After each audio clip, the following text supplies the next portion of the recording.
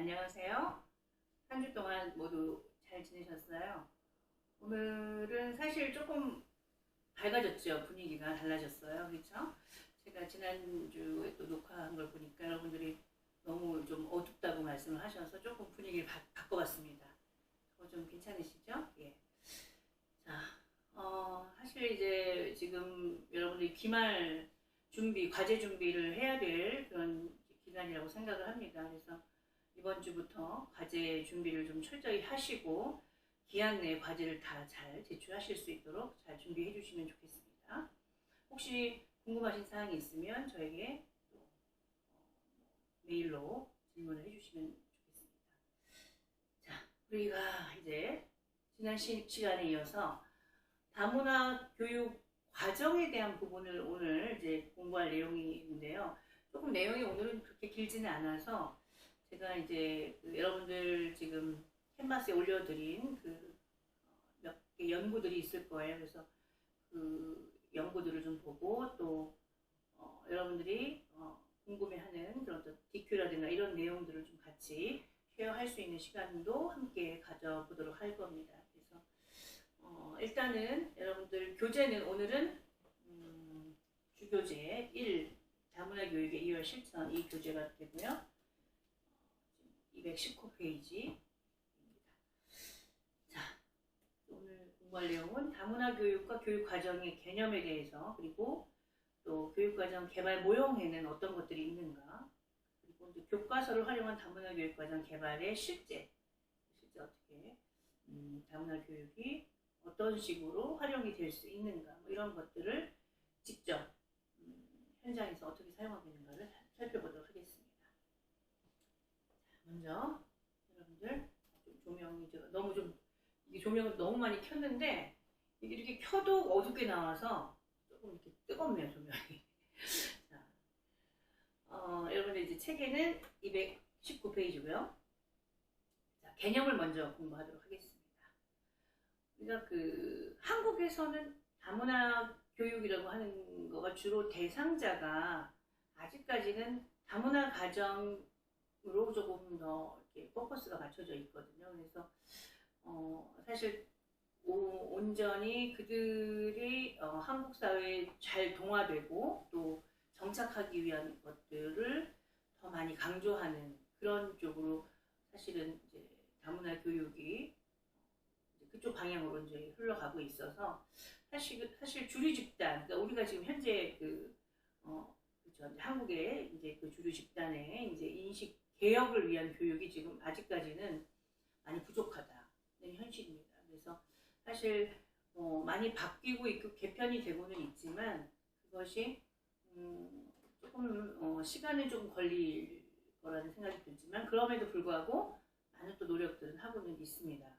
아무튼 한국은 그런 실정이고 외국에서의 다문화 교육은 조금 이제 의미가 사회적인 갈등을 이제 교육이라든가 또 학교를 통해서 해결하려고 하는 노력의 일환으로서 이제 이것이 발생을 했기 때문에 사실은 그 처음에 시작하는 어떤 트랙 자체가 달라요.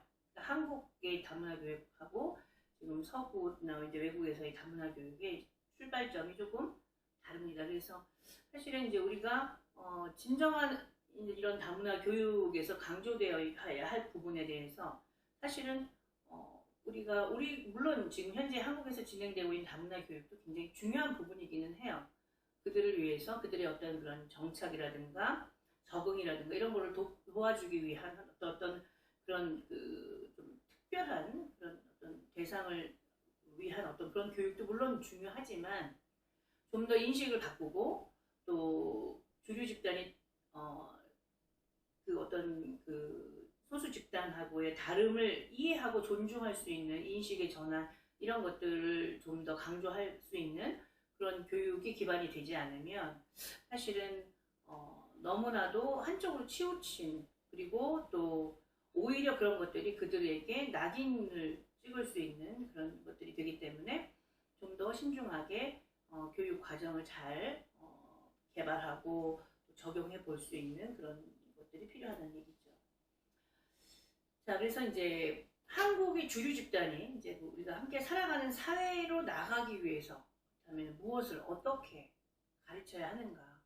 그것이 결국은 우리가 갖고 있는 짊어져야 할 어떤 숙제, 과제가 되겠죠. 그래서 결국은 교육과정의 개혁, 지금 현재 교육과정에서 좀 더 우리가 목표로 하는 어떤 그런 것들을 달성하기 위한 어떤 하나의 총체적인 어떤 개혁이 필요하다. 그것이 가장 중요하다. 그렇게 이제 우리가 인식을 해야 될 거라는 생각이 들어요. 그러니까 교육 과정 자체가 사실은 너무나도 그 다문화 가정 사회의 어떤 그런 그 가정의 자녀들 혹은 다문화 가정의 어떤 그런 가족들을 대상으로 하는 그런 교육에만 국한이 되다 보니까 사실은 그런 교육 과정 자체가 바뀌지 않으면 그 뭐 단순히 어떤 일회성 어떤 그런 프로그램만으로는 개혁이 바뀌어지는 것이 어쩌면 불가능할 수도 있죠. 그래서 사실은 교육 과정을 바꾸는 것, 교육 과정을 뭔가 개혁하는 것이 필요하다, 중요하다 이런 얘기죠. 다문화 교육에 있어서 이런 교육 과정의 개혁이라고 하는 것은 다문화 교육을 실천하기 위한 가장 핵심적이고 실행적인 요소이다. 사실 어떻게 보면 가장 우리가 신경 써야 할 부분이 바로 그 부분이다라는 얘기가 되겠죠. 그래서 다문화 교육은 교육 철학 그리고 또 교육 개혁 운동으로 교육기관의 구조를 바꾸는 것이 또 중요한 목표 중에 하나입니다. 그래서 기관의 구조는 사실 눈에 보이지 않는 사람들의 인식, 생각, 제도 이런 것들을 사실 또 의미를 할 수가 있습니다. 그래서 결과적으로 한마디로 얘기하자면 인식을 바꾸기 위해서 교육 과정이 바뀌어야 된다는 얘기입니다. 그래서 그 내용들이 220페이지에 자세히 설명이 되어 있고, 그래서 학자들마다 다문화 교육이라고 하는 것이 어떤 어떤 식의 내용으로 어떻게 개혁이 되어야 되는가, 그리고 진정한 교육 과정의 개혁이 결국은 학교 개혁 과정으로 진행되어야 한다는 것을 또 의미하는 그런 내용들을 또 소개를 하고 있습니다. 그래서 거기 보시면 밑에쯤에 보시면은요, 교재에서 베넷이 주장하듯이 다문화 교육은 교사의 가치관의 기대, 또 학생의 태도, 학교의 분위기와 규칙, 또 이런 잠재적인 교육 과정에 의해서 주류 집단과 소수 집단 학생의 인식에 영향을 준다. 그러니까 이런 단지 어떤 교사의 기대나 가치관도 물론 있겠지만 사실은 학교의 분위기도 매우 중요하고 학생들의 태도 또한 중요하다는 얘기죠. 이런 것들이 결국 이러한 소수 집단 학생에 대한 인식에 이런 것들이 영향을 준다는 이야기고, 하지만 이런 것들이 이제 교육 과정에 의해서만 전달되는 것이 아니라 공식적인 교육 과정, 그러니까 지금 잠재적인 교육 과정도 있지만 공식적인 교육 과정에 의해서도 또 이러한 것들이 영향을 미친다는 얘기입니다. 그래서 사실 여러분들이 이제 잠재적, 공식적 이렇게 얘기를 하다 보니까 좀 단어가 어렵긴 한데 공식적인 교육 과정은 여러분들 그냥 대표적인 게 교과서고요. 잠재적인 교육 과정은 교사의 가치관, 기대, 아까 말씀드렸던 학생 태도라든가 학교 분위기 이런 규칙 이런 것들이 이제 전반적인 잠재적인 교육 과정이라고 볼 수가 있어요. 그래서 용어는 조금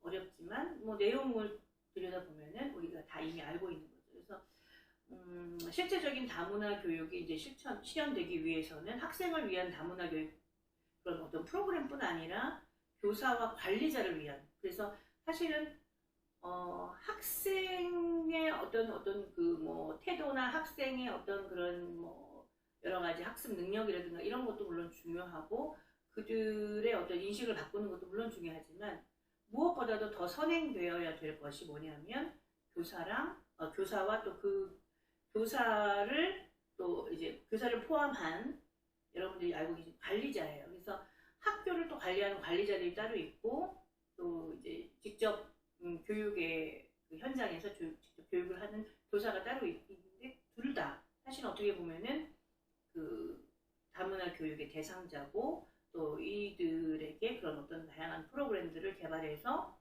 그들의 인식을 전환시키는 그런 것들이 가장 중요하겠다라는 이야기죠.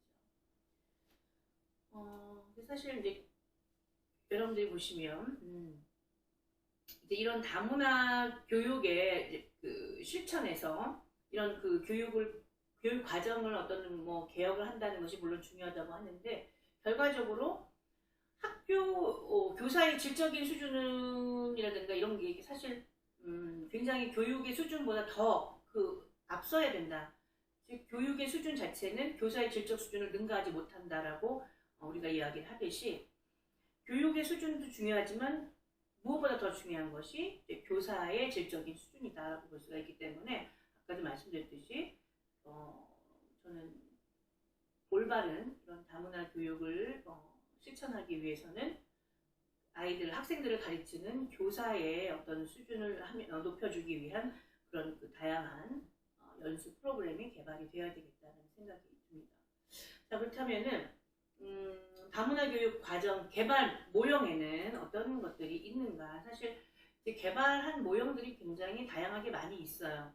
우리가 이따 제가 이제 논문 연구 자료에서도 좀 이렇게 여러분들한테 보여드릴 부분이 있는데 다문화 교육 과정 개발 모형이 다양한 게 있지만 그래도 그 중에서도 가장 대표적인 몇 가지 어떤 그런 설계 모형들을 지금 이제 이 수업에서 다뤄보도록 할 거고 또 이러한 교육 과정 이 개발 모형을 통해서 여러분들이 앞으로 그것을 어떤 하나의 틀로서 여러분들이 또 다른 어떤 교육 과정을 여러분들이 프로그램을 개발한다든가 또 수업에 그것들을 적용한다든가 이런 것들 이제 도안을 작성한다든가 할 경우에 이제 이런 것들을 이제 여러분들이 또 토대로 해서 참고로 해서 개발을 하는 것이 필요하겠다. 그래서 굉장히 실질적으로 도움이 되실 거라는 생각이 듭니다.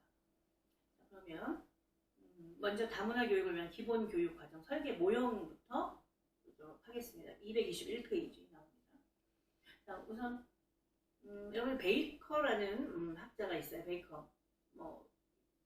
사실 우리가 이런 교육학에서 많이 알려진 그런 학자이기도 합니다. 그래서 베이커는 습득, 발전, 개입이 포함되도록 보완된 다문화 교육을 위한 교사 훈련 모형을 제안을 합니다. 그래서 이 모형은 대개 이제 교사 훈련 교육 과정 개발에 중점을 두고 있기는 하지만 이것이 결과적으로 모든 다문화 교육 과정 개발 모형에 적용할 수도 있는 그런 모형이라고 합니다. 그래서 사실은 이제 아까도 말씀드렸듯이 무엇보다 중요한 게 교사 교육이잖아요. 그래서 이제 이 모형의 처음에 어떤 그런 목적은 교사를 좀 더 다문화 교육을 위한 어떤 하나의 교사 교육을 하기 위한 훈련 모형이라고 이제 볼 수가 있죠.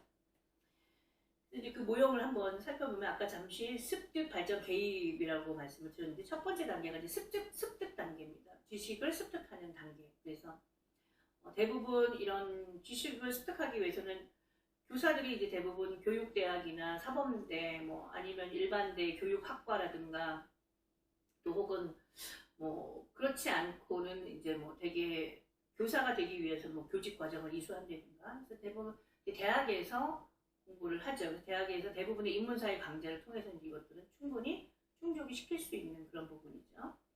그 다음에 이제 둘째 발전 단계는 개인의 철학을 발전시키는 단계가 바로 이제 발전 단계에 해당하는 부분이고요. 이들이 이제 다문화 관점을 학생들이 가질 수 있도록 심리학적인 기초 강좌를 제공하는 것에 비유를 할 수가 있다. 그래서 본인들이 본인의 어떤 가지고 있는 다문화 사회라든가 어떤 다문화적인 어떤 그런 관점을 갖고자 하는 본인의 어떤 가치관, 철학 이런 것들을 발전시키는 그런 단계가 바로 발전 단계가 되겠고 다양한 이런 강좌라든가 이런 것들을 통해서 충분히 발전이 될 수 있는 그런 부분이라고 볼 수 있죠. 그 다음에 이제 마지막 세 번째가 이제 개입 단계입니다. 이거는 이제 실제적인 단계죠. 그래서 교사 훈련 기관에서 제공되는 방법론적인 강좌에 비유를 할 수가 있다. 그래서 직접 이제 교육 사회학 강좌에 적용해서 봤을 때는 예를 들어서 저서라든가 컴퓨터라든가 여러 종류의 수업 보조기구라든가 또 학습 경험이 어떻게 이런 수업에 적용되는가 이런 거와 관련된 부분이 바로 이런 개입 단계의 이제 하나의 예라고 볼 수가 있죠. 자, 그래서 이런 이제 교사교육 프로그램에서 방법론적인 강좌 또 실질적인 경험은 주로 이제 마지막 단계에서 이렇게 필요를 하듯이 이제 만약 이제 여러분들 학생이 이제 다문화 교육이 중요하다는 인식과 지식을 갖고 있는 것이 사실은 개입을 위해서 가장 중요하고 또 그렇게 하나의 교사를 위한 이런 방법 이제 우리가 이 모형에서도 살펴봤을 때 알 수 있듯이 하나의 어떤 것들을 우리가 그 개입을 하기 위해서는 사실은 그 전 단계도 되게 중요하거든요. 그래서 결국은 그 어떤 실질적인 방법론적인 교육도 물론 중요하고 어떤 기술적인 그런 부분들도 교육을 하는 것도 중요하지만 그 이전 단계에서 이미 그렇죠 인식 중요한 거지 바로 이제 인식과 지식을 이미 가지고 있는데 하나씩 쌓아 올려가는 것이 훨씬 더 그 바람직한 것이다라는 거죠. 그래서 그 내용들이 바로 이제 베이커의 교사 훈련 모형입니다. 그 외에도 이제 한국의 경우는 장인실에 이제 다문화 교육을 위한 기본 교육 과정 설계 모형이 또 있어요. 그래서 거기서 보면은 첫 번째는 지식 습득 단계. 이제 앞에 그 이제 베이커의 습득 발전 개입 단계하고 또 물론 베이커의 연구도 있지만 또 게이의 또 지식 태도 실행 단계 이런 것들을 이제 통합을 시켜서 장인실이 이제 세 단계의 어떤 다문화 교육을 위한 기본 교육 과정 설계 모형을 구안을 하게 된 거거든요. 그래서 첫 번째도 이제 그 죄송합니다. 베이커의 베이컨? 갑자기 배가 고픈가 봐요. 베이커의 첫 번째 그 다문화 교육을 위한 기본 교육 과정에서의 그 설계 모형 중에 첫 번째가 이제 지식 습득이었잖아요. 아까도. 그래서 이제 지식 습득을 하는 단계가 첫 번째 단계고 다음 이제 두 단계 기본이 되는 지식을 가르치는 단계다라고 볼 수가 있고 이 단계에서의 그 목적, 지식을 획득하는 어떤 가장 큰 목적 세 가지는 무엇이냐면 먼저 자기 문화에 대해서 배우는 것, 그리고 타문화에 대해서 배우는 것, 또 마지막으로 다문화 교육에 대한 기본 지식을 확립하는 것. 이 세 가지가 바로 지식 획득을 위한 또 목적이라고 볼 수가 있는 거죠. 그러니까 사실 우리가 소수민족 집단에서 주류 사회의 어떤 문화를 배우는 것은 굉장히 일반적이에요. 내가 어떤 그 나라에 이주를 해서 그 나라의 어떤 전통이나 문화나 이런 것들을 빨리빨리 습득해서 거기에 적응해 나갈 수 있도록 하기 위한 것은 가장 우리가 첫 번째 단계에서 그것을 많이 배우고자 하고 또 그런 노력들을 많이 하게 되는데 무엇보다도 그것도 중요하지만 우리가 지금 우리의 그 다문화 교육의 대상자는 성인이 아니잖아요. 그렇죠? 아이들이잖아요. 그래서 아이들의 경우는 아직까지 자기 모국의 어떤 문화라든가 이런 것들이 충분히 그것을 문화를 이해하고 문화에 대한 것들을 인식하지 못하는 아직은 어린 아이들이기 때문에 사실은 그 모국의 문화 또한 같이 함께 배우고 또 역시 마찬가지로 주류 사회에 있는 학생들도 자기의 어떤 그런 그 문화만을 고집하는 것도 물론 중요한 문화를 어떤 유지하고 보존하고 전수하고 하는 것도 물론 다 중요하지만 자신의 문화와 더불어 함께 살아가고 있는 다른 다양한 어떤 문화를 가진 집단의 어떤 그런 문화들을 사실 배울 필요성은 반드시 있다는 얘기예요. 그래서 이것이 사실 굉장히 뒤에도 좀 그 내용이 나오긴 하겠지만 교육 과정을 설계하고 이것을 개발할 때 어떤 것을 얼만큼 얼마만큼의 비중을 두고 그것을 개발할 것인가, 그것을 적용할 것인가, 굉장히 이런 것들에 심혈을 기울여야 한다는 그런 부분이 있죠. 그래서 사실 너무 타 문화에만 또 집중할 것인가, 혹은 너무나 주류 문화만 고집할 것인가, 이런 것들을 우리가 이제 잘 절충을 할 필요가 있는 거죠. 그다음에 두 번째 단계가 태도 발전 단계. 그래서 교사가 다문화 교육에 대해서 어떤 인식을 가지고 있는가, 또 소수 집단 학생을 이렇게 그러니까 어떤 인식을 갖고 있는가가 사실 굉장히 중요하고 그것은 소수 집단 학생을 대하는 태도라든가 주류 집단 학생을 가르칠 때 잠재적인 교육 과정을 통해서 학생에게 이것이 전달이 될 수 있다는 거죠. 그래서 그것은 어떻게 보면 인식의 문제인 거죠. 그러니까 우리가 제가 예전에 말씀드렸듯이 사람이 어떻게 생각하느냐에 따라서 행동이 달라지잖아요. 어떻게 생각하느냐에 따라서 또 감정이 달라지고 그래서 어떤 인식을 하는 것 자체가 우선 번째인 거예요. 첫 번째 단계인 거죠. 그래서 인식을 바꾸고 인식을 좀 더 다문화 교육에 대한 어떤 그런 그 가치라든가 가치관이라든가 이런 인식들을 좀 더 변화시키고 그런 인식을 또 통해서 그 소수 집단 학생들을 어떻게 내가 가르치고 그들을 어떻게 대할 것인가 그런 태도가 바뀌는 거죠. 인식이 바뀌니까 또 태도가 바뀌고 그리고 이제 이런 주류 집단 학생들을 가르칠 때도 어떻게 그런 어떤 잠재적인 교육 과정을 통해서 학생들에게 어떻게 전달할 것인가 이런 것들이 바로 이제 태도를 발전하는 단계에 속하는 부분이라고 볼 수가 있는 거예요. 주로 이제 거기 여기 보시면은 지식 획득의 이제 세 가지 또 목적. 아까 지식 획득에서의 세 가지 목적. 다문화에 대해서 배우는 거. 아까 이제 그 부분에 대해서 말씀을 드렸는데, 자기 문화에 배우는 것. 결국은 자신의 문화적 정체감을 이해하고 문화의 어떤 측면이 자신의 가치와 삶에 영향을 미쳤는지를 이해해야 하는 것이 사실 어떻게 보면은 더 먼저겠죠.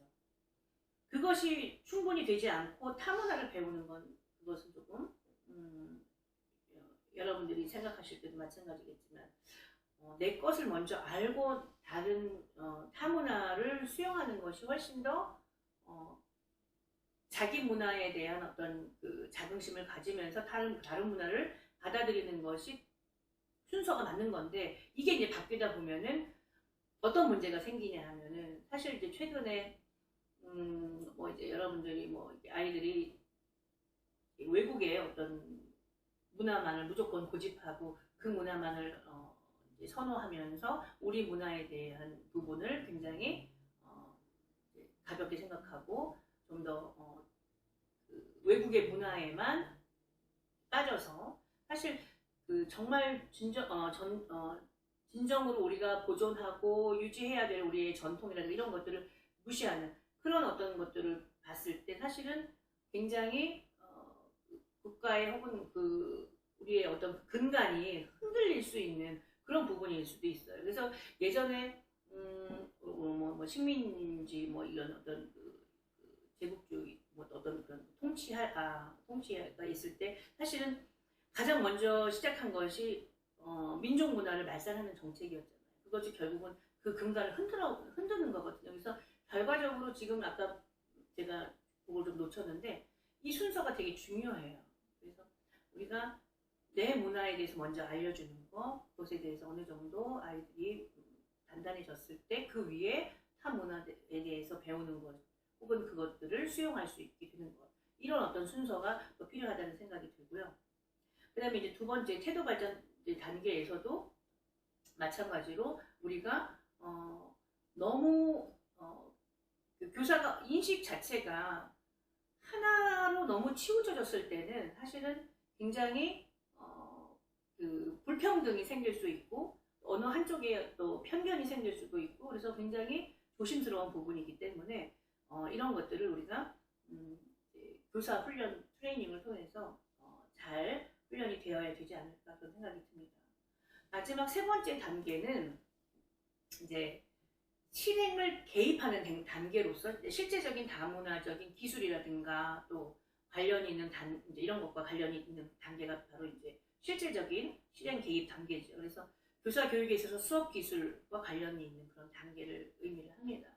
그래서 이제 여러분들이 이제 뭐 다문화 교육 과정을 가르치기 위해서 다양한 문화에 대한 충분한 뭐 지식이라든가 또 충분한 뭐 어떤 문화적 차이를 어떤 가르치려는 그런 마음이라든가 적절한 수업 기법 또 어떤 전략 또 자료를 개발할 수 있는 능력 이런 것들을 다 갖추어야 하기 때문에 사실 이런 실행 개입 단계가 매우 중요하다라고 생각을 합니다. 그래서 이런 그 다문화 교육 과정을 실행하기 위한 어떤 교수 기법 이런 것들이 이제 개발되어서 다문화적인 어떤 그런 내용을 학습하는 데 좀 더 효과적으로 활용되어야 한다라고 볼 수가 있죠.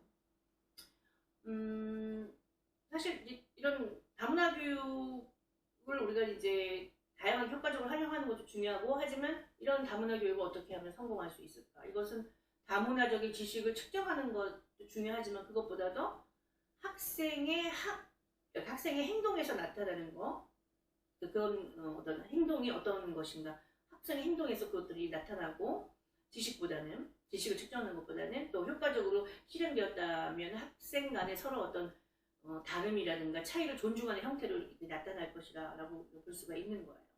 그러니까 이것이 결국은 학생의 초기 경험으로부터 시작되고 다문화 교육은 그렇기 때문에 교육 환경의 모든 측면에서 다문화적 요소가 통합되어 나타나야 한다라는 의미를 말씀을 드리고자 합니다. 그래서 사실은 이게 아이들이 그 학교에 입학을 해서 학교에서 처음에 어떤 그런 학교의 뭐 여러 가지 어떤 뭐 규칙이라든가 규율이라든가 뭐 이런 것도 물론 습득을 해야 되겠지만 학교가 또 보여주는 아이들에게 어떤 그런 가치, 학교에서 가장 학교가 원하는 어떤 방향 이런 것들이 결국은 철학이잖아요. 학교 교육 철학 이런 것들이 이제 사실은 이런 다문화 교육이라고 하는 것들이 단지 그냥 교과서에서 공부를 하는 그 내용만을 가지고는 사실 아이들이 이런 어떤 그 지금 우리가 다양한 개발 설계를 하고 교육 과정에 대해서 개발을 하고 하는 것들이 물론 필요하겠지만 그것들이 결과적으로 처음에 초기 경험들이 너무 중요하고 우리가 학교를 처음 들어가서 입학했을 때 그 학교의 어떤 그런 분위기라든가 이런 것들이 결국 아이들이 이제 학년이 높아지고 또 그 안에서 이제 그런 것들이 이제 실천되고 교육되면서 우리가 서서히 바뀌는 거지 갑자기 바뀌지는 않지요. 특히나 그래서 이런 것들을 생각한다면 다문화적인 모든 측면, 교육 환경 자체, 그러니까 어떤 실질적인 교육 내용이라든가 이런 것들이 아니라 그냥 전반적인 교육 환경의 모든 측면에 다문화적인 요소가 통합되어야 된다는 것은 저도 굉장히 동감하는 부분입니다. 오늘도 사실은 어떤 그 뉴스를 보면서도 좀 깜짝 놀랐는데 이제 자동차 회사의 광고인데 아직까지도 그런 인종차별적인 어떤 그런 요소가 담겨 있는 그런 광고를 이제 근데 유명한 아주 정말 큰 기업인데 그런 것을 왜 생각하지 못했을까? 그게 결국 뭐냐면 그냥 단지 뭔가 그 상품을 이렇게 빨리 사람들에게 소비자들한테 빠른 시간 안에 그런 광고를 통해서 제품을 빨리빨리 이제 뭔가 상품을 팔기 위한 판매 전략으로 뭔가 사람들의 호기심을 자극하는 그런 광고를 만든 거라는 생각은 들지만 제가 볼 때는 너무나 딱 보이는 그런 인종차별적인 그런 광고의 그런 모습이어서 그걸 보면서 정말 어떻게 그들이 그 인식이 분명 있을 것 같은데 아직까지 그런 인식이 잘 되어 있지 않다는 것을 봤을 때는 참 쉽지 않구나. 사람이 뭔가 바뀐다는 것, 그리고 자기가 갖고 있는 어떤 가치관이나 어떤 신념이나 철학이 쉽게 바뀌지는 않는구나 그런 생각을 하면서 굉장히 조금 많이 실망을 했었습니다. 아마 여러분들도 그 광고를 보시면 굉장히 아주 조금 놀라셨을 것 같아요. 그리고 만약에 내가 입장이 됐을 때는 굉장히 너무 화가 나고 속상하고 그런 부분을 느끼셨을 것 같고 그래서 사실은 정말 이것이 다 성인이 돼서 교육을 한다고 그것이 바뀔까? 그건 저는 아니라고 생각하고 그렇기 때문에 우리가 이런 것들이 인식이 바뀌는 것을 교사가 앞장서야 되고 특히나 교육 현장에서 어린 학생들에게 이것을 인식을 심어주는 것이 성인기까지 어른이 됐을 때까지도 그것이 영향을 미칠 수 있기 때문에 매우 중요한 부분이라고 생각을 합니다. 자, 여러분들 책 224페이지의 그림을 보겠습니다.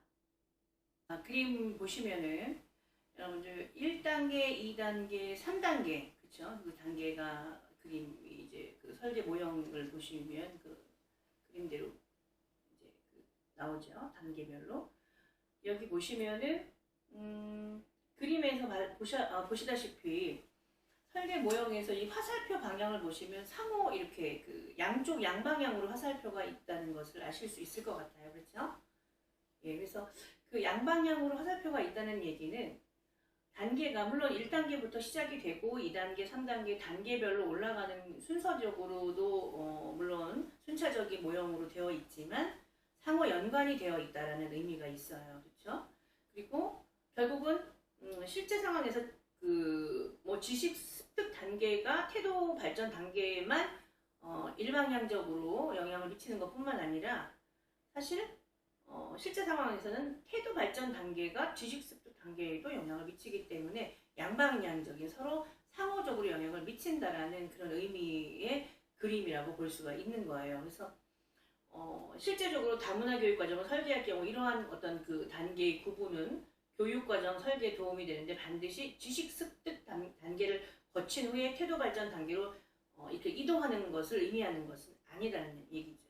그래서 이것이 또 거기 이제 그 그림의 화살표를 또 보시면 제가 이 그림을 그리면서 화살표를 지금 표시를 못했는데 여기도 이제 화살표가 있는 거예요. 그래서 여기로 직접 갈 수도 있지만 이것이 이 실행 단계, 개입 단계까지 또 바로 또 그 영향을 미칠 수도 있는 거라는 얘기죠. 그래서 이러한 어떤 그 모형 자체가 예비교사, 뭐 현지 교사 교육을 위한 다문화 교육 과정 설계 그런 것뿐만 아니라 일반 학생을 대상으로 하는 또 프로그램을 개발할 때도 또 적용을 할 수가 있는 모형이라고 볼 수가 있습니다. 그래서 뭐 여기 예를 들어서 이제 나오는 내용들이 나와요. 여러분 책에 223페이지 다 같이 볼까요? 보시면 예를 들어서 다문화 교육을 위한 만약에 이제 현지 교사 연수 프로그램이 만약 3일로 예정이 되어 있다면 이 모형의 3단계 맞춰 프로그램을 구성을 할 수가 있습니다. 1단계가 첫째 날이죠. 첫째 날은 지식을 습득하는 날이죠. 그래서 구체적인 민족 집단이나 문화에 근거한 지식을 강의를 하시고요. 그 다음에 두 번 이제 강의, 필름 등의 교수 방법을 사용해서 제공할 수가 있고 두 번째 날은 집단으로 토의를 하거나 역할극을 통해서 첫날 얻은 경험을 강화할 수 있는 활동을 구성할 수가 있죠. 그 다음에 마지막 이제 실행 개입 단계죠. 마지막 셋째 날은 수업 전략, 기법, 또 수업 자료를 선택한다든가 개발하는 것 등의 어떤 이런 활동 등으로 이루어질 수가 있는 거예요. 그래서 이러한 접근 방법은 사실 3시간, 6주, 1년간 이렇게 걸쳐서 교육 어떤 프로그램에도 같은 방식으로 적용할 수 있으면 이제 할 수가 있고요. 그 다음에 한 학기 1년에 걸쳐서 예비교사라든가 학생을 위한 다문화 교육 과정 개발에도 이것을 적용을 할 수가 있고요. 그래서 사실은 이 단계가 중요한 거지 이것이 꼭 1년 동안 이것을 해야 된다 어떤 일정한 기간 동안 해야 된다라는 것은 없고 주어진 어떤 그 시간이라든가 기간이 만약에 주어졌다면 거기에 맞춰서 이 모형을 충분히 활용할 수가 있다라는 그런 얘기를 전해드리고 싶습니다. 그 다음에 이제 앞에서 이제 얘기했던 그 우리가 이제 장인실이라든가 베이커 죄송합니다. 아까 베이커라든가 이런 그 우리가 다문화 교육 과정을 어떤 그 실질적인 기본 교육 과정 설계를 모형을 했던 그런 내용이라면 지금은 이제 다문화 교육 과정을 개혁하고자 하는 어떤 그런 접근 방법에 대한 부분에 대해서 공부를 해보도록 하겠습니다. 뱅크스는 이제 초등학교, 중학교 교육 과정에서 다문화 교육을 어떻게 해서 어떻게 하면 통합을 해서 학생들에게 가르칠 수 있는가. 그래서 그런 것들을 가르치기 위한 다문화 교육 과정을 개혁하는 접근법을 제시를 하게 됩니다. 그래서 그림 여러분들 225페이지 8-2에 보시면 다문화 교육 과정 개혁 접근법에 대한 그림이 나오죠. 그래서 이제 거기 보면 가장 널리 알려진 모형이고요. 실제 학교와 교수 학습에서 다문화 교육 과정에 어떻게 접근해야 하는지에 대해서 어떤 개념적인 수준의 교육 과정 개발 방법을 이제 제시를 하고 있습니다. 그래서 첫 번째 거기 이제 이렇게 지금 이제 기여적인 접근, 부가적 접근, 또 변환적 접근, 사회행동 접근 그래서 크게 4가지로 구분이 될 수가 있어요. 첫 단계가 기여적 접근이죠. 이런 기여적 접근이라고 하는 거는 이제 영우, 명절 이런 문화적인 요소 등에 초점을 맞춰서 접근하는 방법이 바로 이 첫 번째 기여적 접근 단계에 해당이 됩니다. 예를 들어 거기 보시면은 한국에 없는 명절 중에 이제 우리가 뭐 할로윈데이도 있고요. 뭐 또 한국에 없는 명절 뭐가 있나요? 땡스기빙은 한국의 추석 비슷하니까 그렇죠? 우리가 정말 이제 거의 한국에서는 없었던 명절이라고 하면 대표적으로 미국의 할로윈이 있죠. 사실 이제 이런 것들이 학생들이 이제 공부하고 이를 축하하는 거, 뭐 이런 것들이 이제 하나의 이런 방법에 속할 수가 있는 거죠. 어떻게 보면은 가장 쉬운 방법일 수 있어요. 다문화 교육을 교육과정에 통합하는 것에 가장 쉬운, 그래서 가장 첫 번째 단계가 바로 이런 기여적인 접근이라고 볼 수 있죠. 그렇다면 이제 이런 기여적인 접근의 가장 좋은 점, 장점은 무엇일까? 살펴보겠습니다. 먼저 이 기여적 접근 같은 경우는 너무 위협적이거나 빠르지 않는 방식이고 또 교사가 교육 과정을 실행할 수 있다는 거. 그래서 직접 해볼 수 있고 또 위협적이지 않고 또 뭔가 이렇게 빠르게 접근하는 것이 아니기 때문에 또 아이들의 경우도 이것을 받아들이는 입장에서도 덜 위협적이다. 그래서 굉장히 많이 초반에 사용할 수 있는 그런 방법이기도 하고요. 또 어떻게 보면 교사들도 충분히 할 수 있는 방법 중에 하나죠. 근데 단점은 민족 문화에 대해서 피상적으로 이해할 수 있다는 위험이 있다. 그렇죠? 이제 그냥 겉으로 보여지는 거, 그것에 대해서 그냥 우리가 할로윈 때 보면은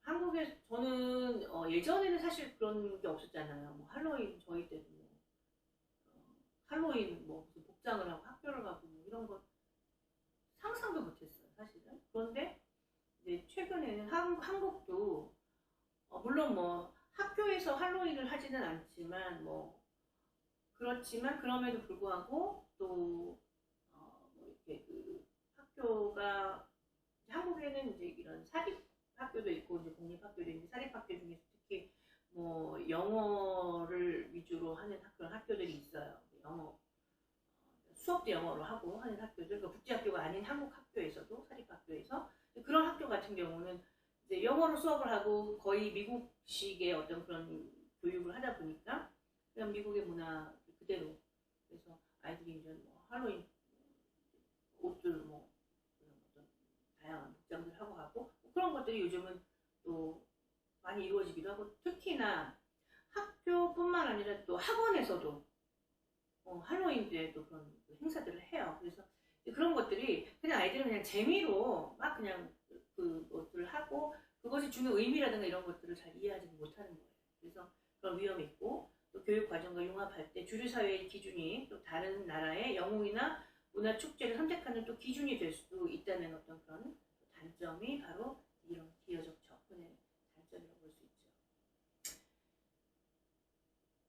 여기 보시면은 이제 뭐 예를 들면 단점의 경우에 주류 문화에 받아들여지는 위협적이지 않는 어떤 그런 외국 영웅을 선택함으로써 소수 집단 학생에 대한 고정관념을 또 더욱 정형을 또 할 수가 있다라는 그런 의미가 바로 단점이죠. 그다음 두 번째 단계는 부가적 접근. 그래서 교육 과정의 기본 구조는 변화하지 않고 그대로 있고 민족 문화적인 주제라든가 내용 또 관점이 교육 과정에 첨가되는 그런 단계가 바로 두 번째 단계의 즉 부가적 접근에 해당하는 부분이죠. 예를 들면 소수 집단의 주제와 관련된 교재라든가 또 단원, 강좌 이런 것들을 교육 과정 속에 부과하는 그런 방법이 바로 두 번째 부가적인 접근이라고 볼 수가 있습니다. 이러한 부가적 접근의 어떤 장점은 일반적인 현존 교육 과정의 기본 구조는 그대로 있기 때문에 그냥 자연스럽게 통합해서 가르칠 수 있다는 장점이 있죠.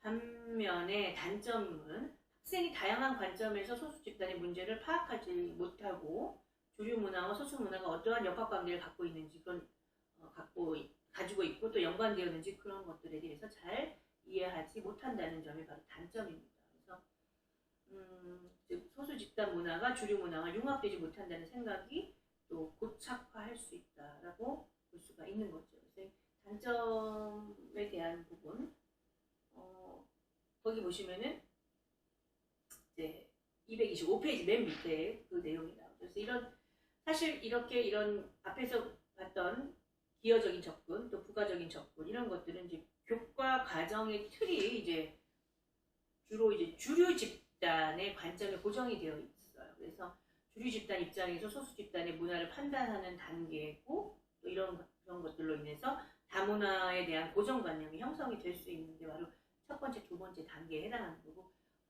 사실 어떻게 보면 우리가 초기 단계, 기초 단계, 초기 단계 뭐 이렇게 얘기를 할 수가 있어요. 가장 낮은 수준의 단계라고 볼 수 있죠.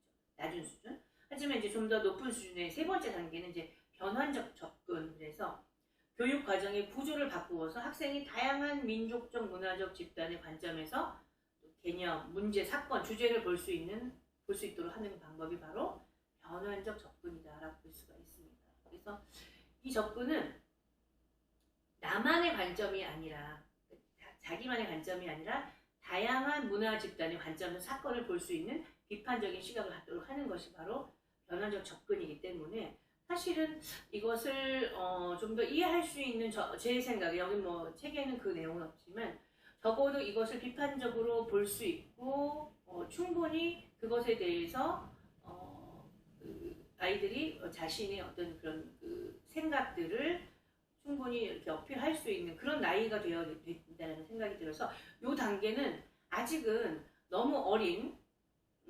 유아기라든가 혹은 또 너무 어린 이제 뭐 초등학교 저학년 같은 경우는 사실은 조금 어려울 수도 있는 단계이긴 해요. 그래서 이 세 번째 단계 같은 경우는 조금 이제 고학년을 높고 올라갈수록 충분히 이제 거기에 대해서 한번 자신이 다양한 측면, 다양한 입장에서 이제 생각해 볼 수 있는 그런 그 어느 정도 인지가 발달이 돼야 된다는 생각이 들고 그래서 예를 들면 이제 임진왜란에 대한 우리가 임진왜란 하면 사실 항상 우리 한국의 입장에서만 임진왜란을 바라봤지 일본 입장에서 임진왜란을 바라본 경우는 거의가 아니라 전혀 없었던 것 같아요. 저만 하더라도 그래서 사실은 사실 우리의 입장 그러니까 한국의 입장에서만 한국의 입장에서만 임진왜란을 바라봤기 때문에 사실 일본의 입장에서 봤을 때는 그것이 어떤 그 시각으로 우리가 바라봐야 될 것인가를 생각하다 보면 사실은 다양한 민족, 문화 이런 어떤 그들의 생각이라든가 그들의 어떤 뭐 가치라든가 가치관이라든가 이런 것들을 우리가 조금은 가늠해 볼 수 있고 예측해 볼 수 있고 또 공감할 수 있는 그런 부분도 있지 않을까 생각이 들어요.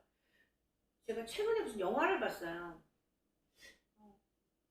요즘은 이렇게 그 한국 영화가 너무 비슷한 영화가 너무 많아서 이 영화 제목이 이거 같고 저 영화 제목이 저 영화 같고 좀 약간 헷갈리는데 우리 최근에 어떤 영화를 보고 그 영화 안에서 이제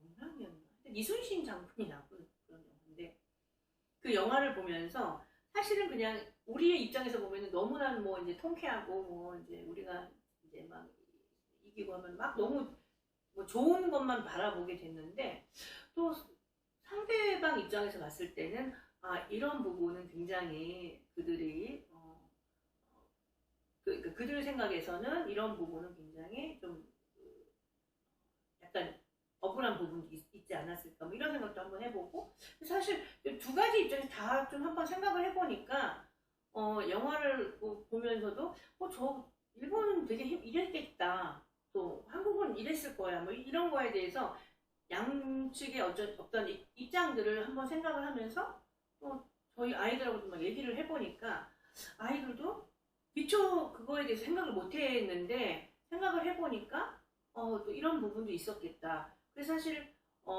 일본에도 이순신 장군을 굉장히 존경하는 의미에서 아직도 사당을 만들고 이제 우리가 뭐 참배를 하잖아요. 일본 사람들이 그런 것들을 하는 또 사람들도 있다고 합니다. 그러니까 그만큼 우리가 물론 적군이고 우리와 관계가 나쁘지만 또 그들 입장에서 우리에게 그런 부분 어떤 한 부분은 굉장히 배워야 할 점이고 뭐 이런 것들을 생각했을 때 굉장히 오픈된 마인드로 우리가 바라봐야 될 그런 부분들도 물론 있죠. 그래서 우리가 사실은 지금은 뭐 세계화, 뭐 세계가 우리가 하나의 그 세계 공동체 뭐 이런 것들을 우리가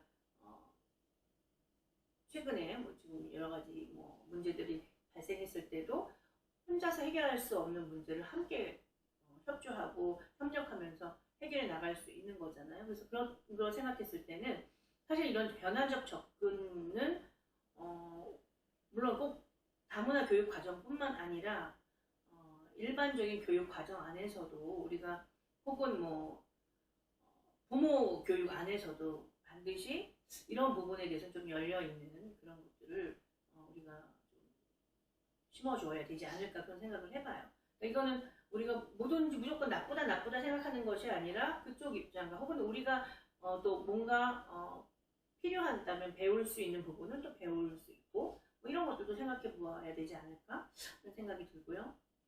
뭐 그렇다고 해서 제가 뭐 완전히 뭐 그런 뭐 일본에 대해서 뭐 동경을 하고 이런 건 아니지만 서로 입장 다 봐야 된다는 얘기죠. 똑같은 역사적인 사건에 있어서도 같은 그 사건을 상대방의 입장에서 생각해 본다는 거는 굉장히 우리가 아주 이런 다문화적인 어떤 그런 접근이 아닐까라는 생각이 들고, 그렇다면 이제 이런 변화적인 접근의 장점은 무엇인가? 주류 문화와 소수 집단 문화를 균형적 관점에서 볼 수 있다는 거예요. 그래서 이렇게 균형적으로 볼 수 있고 또 어느 한쪽으로 치우치지 않고 그렇죠. 그다음에 소수 집단의 문화 신화 관점을 학교 교육 과정에서 경험함으로써 그런 권한을 부여할 수 있도록 하는 것을 돕는 점. 그러니까 있도록 하도록 돕는다는 것은 굉장히 중요한 부분이고 장점이 될 수 있죠. 하지만 우리가 단점, 우리가 항상 뭐 장점도 있지만 이제 단점을 바라보다 보면은 사실 다양한 집단의 관점에서 쓰이는 교재를 개발한다든가 실제적인 교육과정을 개혁한다든가 현지 교사를 또 그 훈련하고 프로그램을 개발하는 이런 것들을 필요로 하는 것은 사실은 조금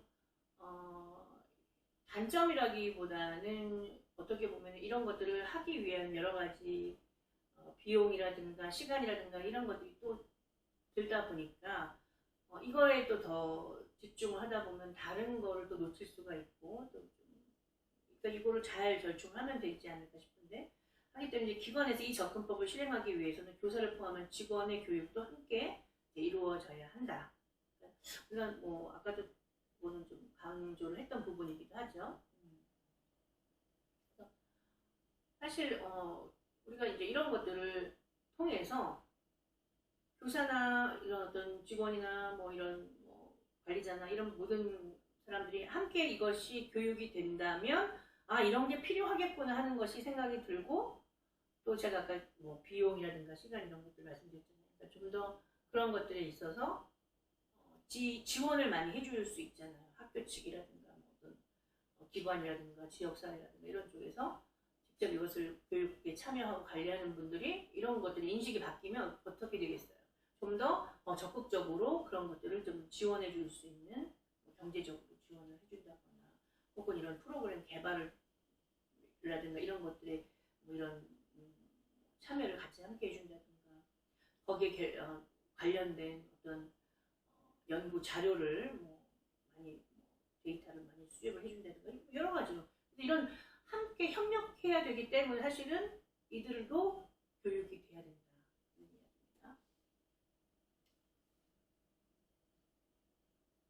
그 다음에 네 번째 단계 사회행동 접근. 사회행동 접근이라고 하는 거는 학생이 중요한 사회 문제나 혹은 개념에 대한 의사결정을 하고 그것을 해결하기 위해 행동을 취하는 것이 바로 사회행동 접근이고 가장 높은 단계죠. 그래서 지식 및 실천적 측면의 중요성을 부각하는 단계가 바로 네 번째 사회행동 접근 단계가 됩니다. 이때 이제 중요한 것은 교사의 역할이에요. 그래서 교사가 이제 이런 경우는 학생이 중요한 사회 문제를 해결하기 위한 행동을 취할 수 있도록 의사결정을 어떻게 해줘야 돼? 도와줘야 된다는 거고요. 그리고 학생은 사회를 변화시키는데 자발적으로 참여할 수 있도록 지식이라든가 가치, 기술을 습득해야 하는 그런 것들이 필요하다는 거죠. 그래서 이제 가치 분석, 또 의사결정, 문제 해결, 또 사회적인 활동 기술을 통해 자기 진단이 이 접근법의 중심적인 가치다라고 볼 수가 있어요. 자, 예를 들면 이제 편견이나 차별과 관련된 문제를 만약에 파악했다면 학생은 이제 인종 간의 어떤 인종들 간의 관계를 향상할 수 있는 전략이라든가 계획을 수립을 해야 하고요. 이 접근법 이제 이런 것들을 통해서 또 뭔가 행동으로 그것을 해결하는 방법들 이렇게 어떤 그 액션을 취할 수 있는 거죠. 그래서 이게 이런 어떤 변환적인 접근 방법은 아까도 말씀드렸듯이 좀 더 그 학년이 높은 아이들을 대상으로 할 수가 있고요. 이러한 접근법의 장점은 학생이 생각하고 또 가치 분석, 또 의사결정 기술, 또 자료 수집과 분석 기능, 또 사회적인 활동 기술을 좀 더 향상할 수 있고, 또 다양한 집단의 사람과 함께 일할 수 있는 능력, 또 그리고 정치적인 효능감을 또 보양할 수 있다는 장점을 갖고 있는 반면, 단점으로는 교육과정 설계, 또 자료 개발에 많은 시간과 열정이 소비가 된다. 그 다음에 이제 실제로 제시된 문제가 논란을 일으킬 수도 있다는 점. 그래서 이런 것들 좀 단점으로 작용을 하고 있고요. 특히 학생이 어떤 사회 문제를 해결하는데 의미 있는 행동을 또 취할 수가 없겠죠. 어렵겠죠. 학생 입장에서. 그래서 이런 부분들이 좀 단점으로 볼 수가 있습니다. 그래서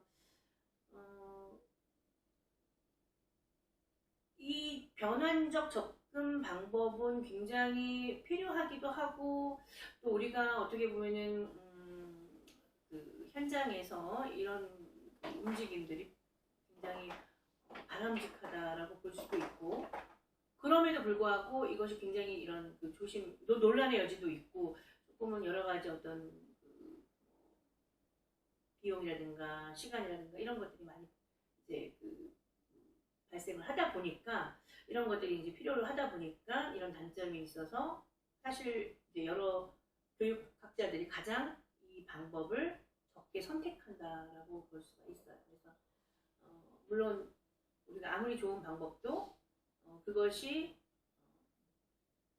쉽게 또 이렇게 많이 일반적으로 쓸 수 없다면은 사실 뭔가 이것도 조금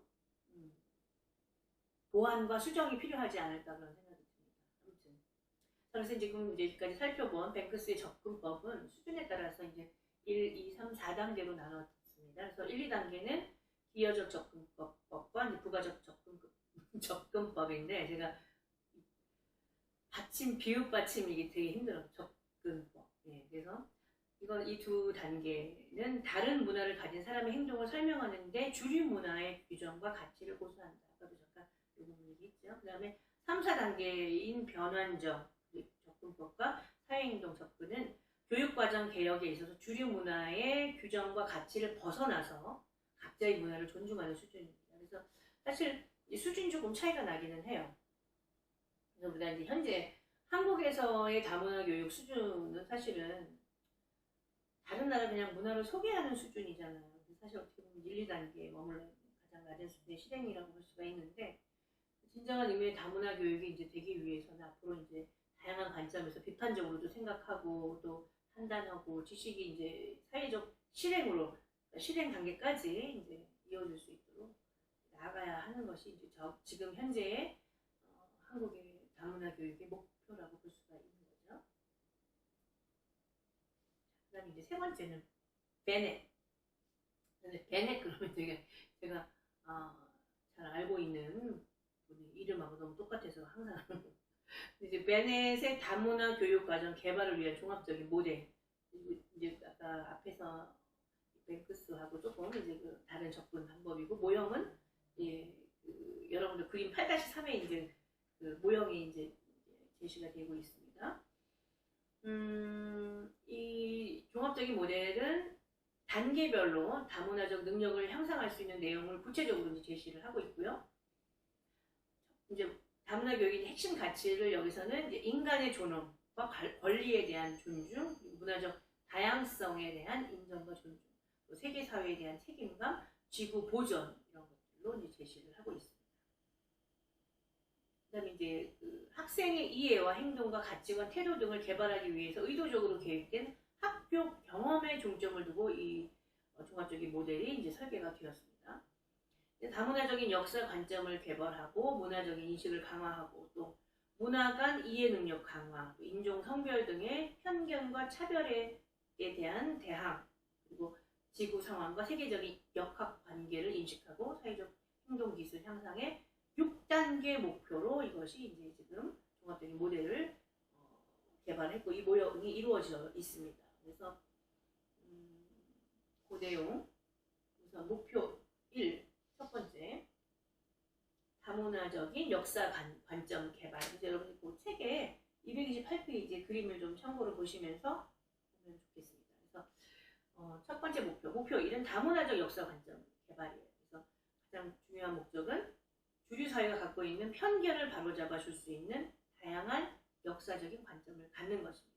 그래서 과거와 현재의 사건을 소수 집단이나 주류 집단의 한쪽 관점에서만 이해하기보다는 다양한 국가적 관점을 이해할 수 있는 능력을 길러야 한다는 겁니다. 그래서 이 다문화적 역사 관점 개발은 대부분의 사람은 제3세계나 민족 소수 집단을 떠올릴 때 먼저 역사적인 접근을 하는 경향이 있죠. 그래서 이런 역사적 접근이 주류 사회 입장에서만 만약에 그렇게 행해진다면 소수 집단에 대한 이해가 마치 이제 왜곡이 될 수도 있기 때문에 사실은 이제 이런 과거와 현재의 사건을 소수 집단이나 주류 집단의 한쪽 관점에서만 이해하기보다는 다양한 국가적인 관점으로 이해할 수 있는 능력을 길러야 한다는 것이 바로 다문화적인 역사 관점 개발이라고 볼 수가 있는 거죠. 첫 번째 목표. 그리고 두 번째 목표는 문화적인 인식을 강화한다는 거예요. 문화적인 인식. 그래서 여러분 책에도 두 번째 내용이 나오죠. 그래서 그러니까 세계 사회에서 나타나는 다양한 생각이나 또 현실을 지각하고 자각하고 자신의 생각이나 사고가 다른 국가나 민족 집단에서는 어떻게 그런 것들이 이제 다른지 다르게 인식되는가 이런 것들을 이제 이해하는 것이 바로 문화적인 인식을 강화한다는 거예요. 그래서 이제 자신이 갖고 있는 문화적인 인식은 보편적으로 공유되는 관점이 아니고, 그렇죠? 보편적으로 공유되는 관점이 아니다라는 것을 인식을 해야 되고, 다른 국가나 민족 집단이 가지고 있는 것과 다르다는 것을 이해하는 것이 중요하겠죠. 그래서 문화적인 인식을 강화하는 것이 두 번째 목표라고 볼 수가 있습니다. 그 다음에 이제 셋째, 문화 간 이해 능력. 세 번째 목표는 문화 간 이해 능력을 강화시키는 것. 이것이 이제 세 번째 목표인데, 의도적인 의사소통이 바로 이제 언어 혹은 또 뭔가 신호, 또 무의식적 혹은 암시적인 몸, 제스처라든가 자신과는 다른 문화 형식을 해석할 수 있는 능력, 이런 것들이 바로 이제 이런 문화 간 이해 능력 중에 이제 하나인데요. 의사소통이죠. 의도적인 의사소통. 이 목표에서 중요한 것은 공감과 의사소통이 바로 이제 이 목표에서 가장 중요한 것이라고 볼 수가 있습니다. 공감. 그래서 아까 잠깐 그 영화를 보면서 공감이라는 것, 우리가 영화나 드라마나 뭐 이런 걸 볼 때 여러분들 마치 내가 주인공이 되듯이 감정이입이 돼서 그 사람이 돼서 어떨 때는 뭐 같이 울기도 하고 막 화가 나기도 하고 막 또 너무 또 기쁘기도 하고 뭐 이런 것들 하잖아요. 그래서 이런 것들이 결국 사실 우리가 이 문화라는 것을 다른 사람의 문화 그리고 그들의 어떤 발자취가 들잖아요. 문화라는 게 그런 것들을 충분히 공감할 수 있는 능력 그리고 그런 것들을 함께 또 의사소통할 수 있는 것 이런 것들이 참 필요하다는 생각이 들고 저도 굉장히 중요한 부분이라는 생각이 듭니다. 이런 문화적 배경이 다른 사람은 다른 행동과 사고를 한다라고 하는 가정에 대해서 스스로 인식할 수 있는 단계가 바로 이런 문화관을 이해할 수 있는 능력을 강화하는 단계가 해당이 되겠죠. 그 다음에 이제 사실 뭐 저는 이 부분도 있지만 이 네 번째 인종, 성별 등의 차별에 대항하기. 그래서 아까 잠깐 또 광고 얘기를 했는데 좀 충격적이었어요. 저 그 광고를 보면서 어떻게 이런 광고를 만들 생각을 하지? 그걸 만든 사람은 과연 어떤 어려웠을 때 어떤 교육을 받았는지 아니면 어떤 환경에서 자랐을까라는 생각까지 들 만큼 굉장히 제가 그 인종은 아니지만 굉장히 불쾌했어요. 굉장히 좀 제가 마치 이제 그 사람의 입장이라면 얼마나 불쾌할까. 그런 같은 인종의 사람들이면 얼마나 불쾌할까. 그냥 뭐 흑인에 대한 부분인데요. 그러니까 우리가 사실 한국 사람들도 물론 우리가 워낙에 단일 민족이고 하다 보니까 다른 인종의 사람들을 만나는 게 굉장히 좀 부담스럽고 불편했잖아요. 처음에는 그렇죠? 근데 이제 지금은 사실 물론 아직까지도 부담스러워하는 분도 있고 불편한 분들도 있지만 그래도 많이 지금은 많이 개방이 됐고 인식이 많이 바뀌어지긴 했어요. 그런데 이제 어떻게 보면은 미국이라는 나라는 훨씬 더 우리보다 더 다양한 인종의 사람들이 함께 이렇게 어울려서 살고 있는 그런 곳인데도 불구하고 그 역사도 길잖아요. 같은 인종이 아닌 다른 인종의 사람들과 함께 어울려 살았던 어떤 그 역사가 훨씬 긴데도 불구하고 왜 아직도 뭐 미국뿐만 아니라 서양, 유럽 뭐 마찬가지지만 왜 이들은 아직까지도 그 인종에 대한 거부감을 가지고 심지어 그런 어떤 광고라든가 이런 것까지도 그런 식으로 한마디로 이제 모욕적인 광고였거든요. 그래서 그렇게 어떻게 이런 생각을 할 수 있을까? 정말 그런 생각을 우리가 생각을 하니까 그런 걸 만들겠죠. 그런 걸 생각하면서 저도 굉장히 이런 것들은 어렸을 때부터 교육되어야 된다라는 생각이 들었어요. 그래서 일단 나와 다른 인종이나 문화가 열등하다는 편견, 결국 그거거든요. 열등하다는 편견 때문에 그런 정말 아주 상상도 못할 그런 생각들을 하게 되는 거잖아요. 그래서 이런 편견, 또 오해에 근거한 부정적인 태도와 행동을 줄이는 것을 우리가 이제 바로 이 목표 4에 해당하는 부분이죠.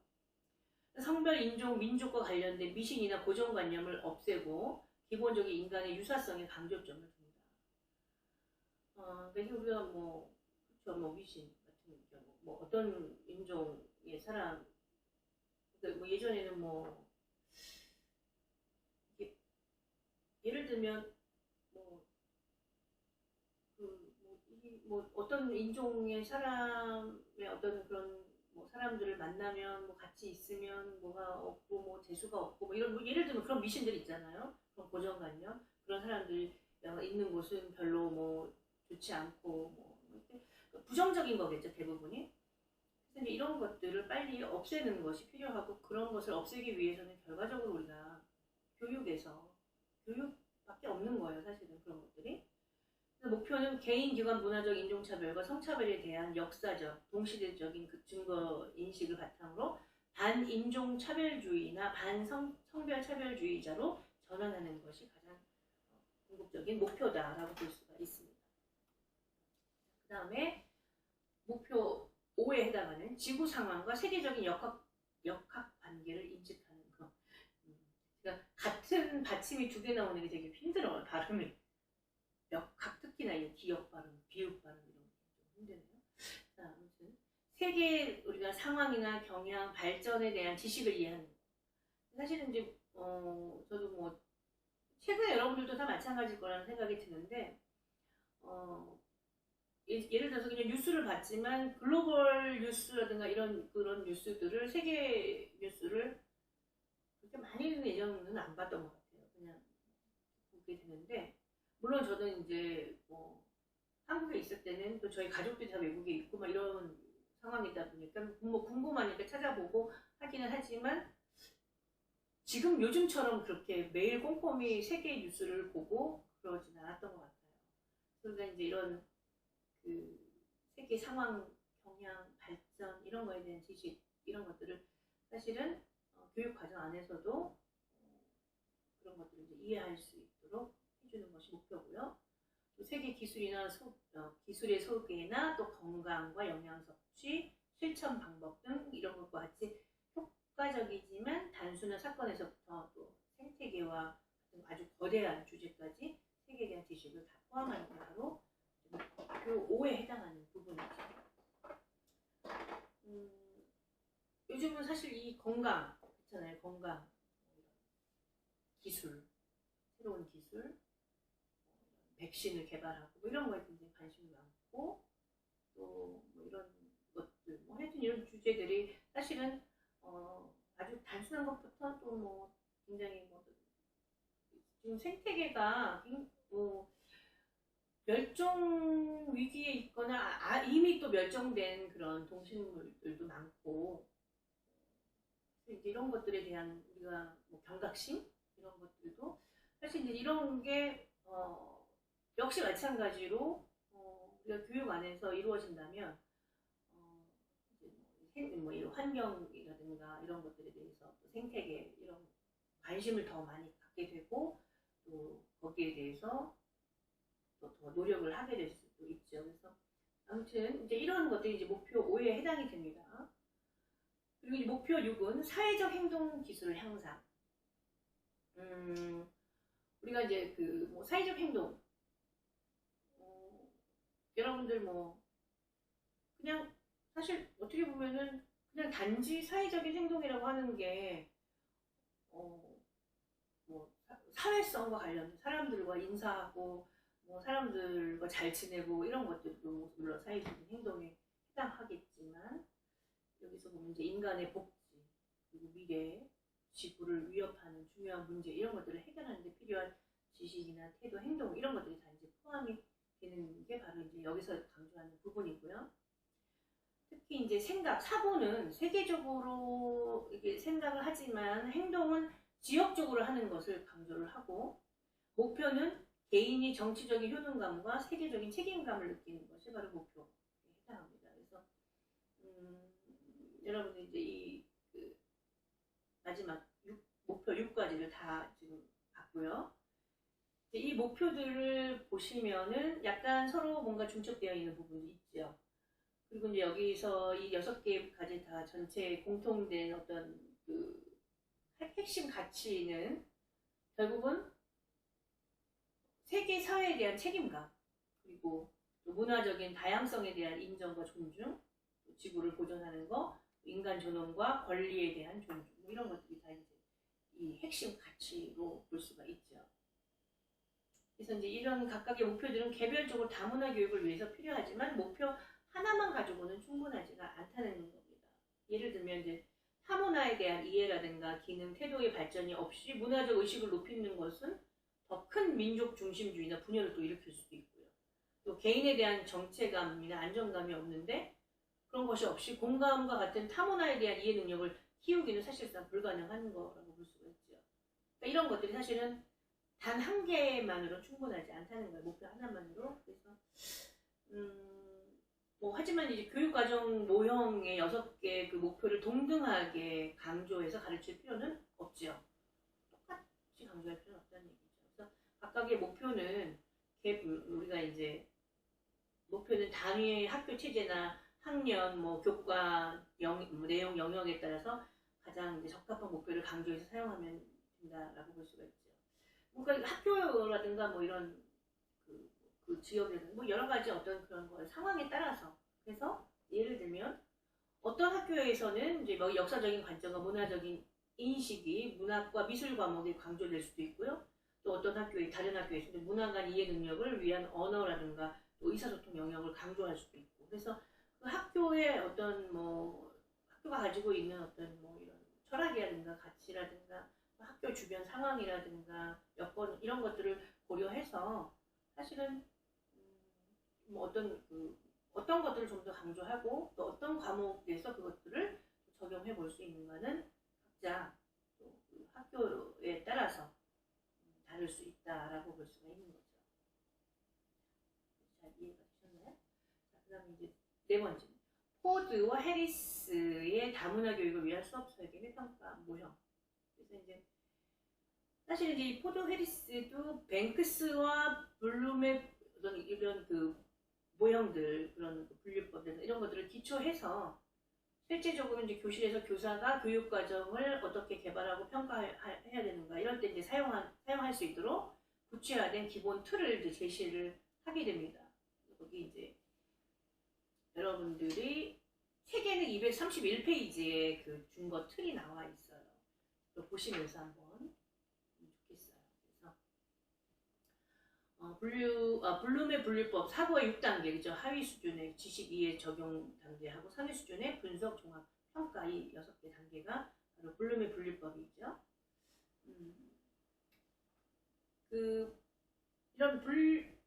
사실 블룸의 분류법은 이제 6단계로 이루어져 있는데 우리나라 이제 초중고등학교 널리 이용된 개념이 바로 이제 이 블룸의 이제 분류법이라고 볼 수가 있어요. 그래서 이 하위 수준의 단계와 상위 수준의 단계를 나누는데 하위 수준이라고 본다면 주로 이제 단순 암기라든가 학습에 제한된 전이 이런 것만 일어나는 것이고 사실상 이제 사실을 가르치거나 기억하며 제한된 방식으로 배우는 것이 그런 것들을 적용하는 단계가 바로 이제 하위 수준의 단계라고 볼 수가 있죠. 지식 이해 적용. 그다음에 상위 수준은 좀 더 이제 여기 보시면 분석 종합 평가잖아요. 자신이 배운 것을 탐구하고 관찰하고 비판하고 종합하는 것을 또 배우게 되는 것. 뭐 이런 것들이 이제 그 상위 수준에서 배우게 되는데 이런 것들이 이제 학생 중심적인 접근법으로 해서 이제 학생으로 하여금 문제에 대해서 예견하고 또 가정하고 창조적으로 생각할 수 있도록 하는 이제 확산적인 사고를 신장하는 게 바로 이 6단계 중에서 상위 수준에 해당하는 분석 종합 평가 단계라고 볼 수가 있습니다. 여러분 이제 거기 231페이지 그 중거 틀을 한번 그러니까 수학 설계 평가 중거 틀을 이제 참고로 보시면은 거기 보시면 이제 왼쪽에는 접근 4가지의 어떤 접근 단계. 이렇게 보면은 앞에서 우리가 뱅크스와 똑같은 단계라고 볼 수가 있죠. 근데 그 단계를 하고 그 다음에 이제 블룸의 6단계를 이제 가로로 보실 때는 이게 블룸이죠. 세로로 봤을 때는 이거는 뱅크스죠. 그래서 그거를 좀 살펴보시면은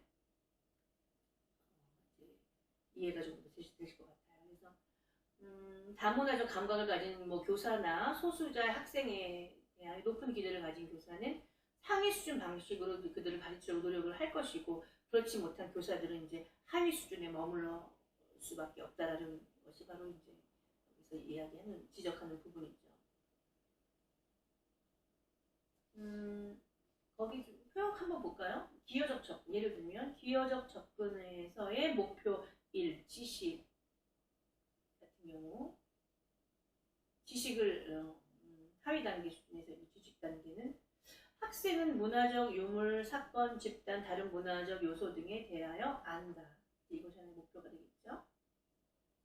단순히 그냥 그 문화를 그런 것들을 이제 알고 있는 거죠. 인식하고 있는 거고 지식을 또 이해하는 단계에서는 문화적인 유물 이런 것들에 대해서 정보들을 이해할 수 있고 또 그거를 적용할 수 있고 비교할 수 있고 또 이런 문화적 유물 집단 정보로부터 새로운 사실을 또 창조해낼 수 있고 또 그런 것들에 대한 근거한 지식과 사실을 평가할 수 있는 그러니까 좀 더 같은 기여적인 접근 하위 단계 수준이긴 하지만 그럼에도 불구하고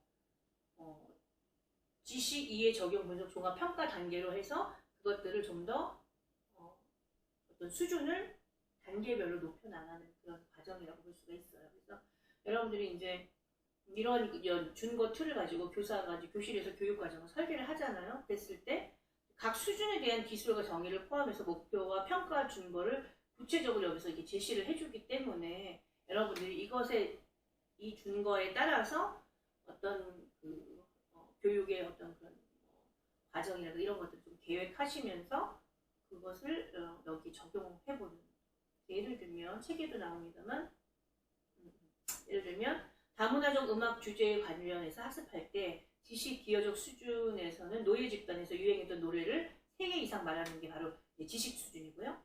그 다음에 분석 부가적 접근에서는 예를 들어서 노래에 나타난 주요 생각과 내용을 설명할 수 있어야 되는 게 목표죠.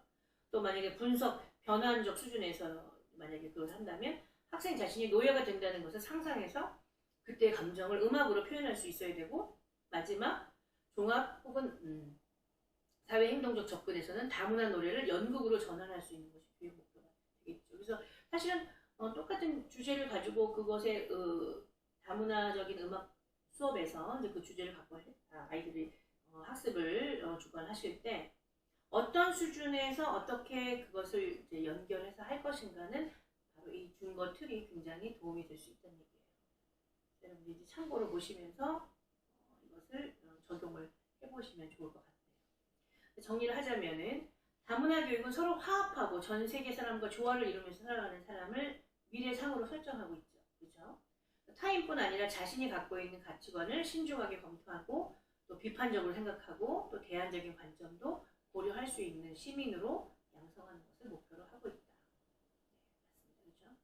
그렇죠? 이상의 이제 이런 네 가지 다문화 교육을 위한 교육과정 개발 모형 앞에서 배웠던 이런 것들은 다문화 교육의 목표를 달성하기 위한 또 그렇게 하기 위해서 교육과정을 어떻게 개발하느냐에 대한 방법을 제시를 하고 있기 때문에 굉장히 어떻게 보면 여러분들이 그냥 이 틀 안에 그것을 적용하시기만 하면 되는 거예요. 그러니까 이미 다 이게 개발된 거잖아요. 거기에 갑자기 그 생각이 났네요.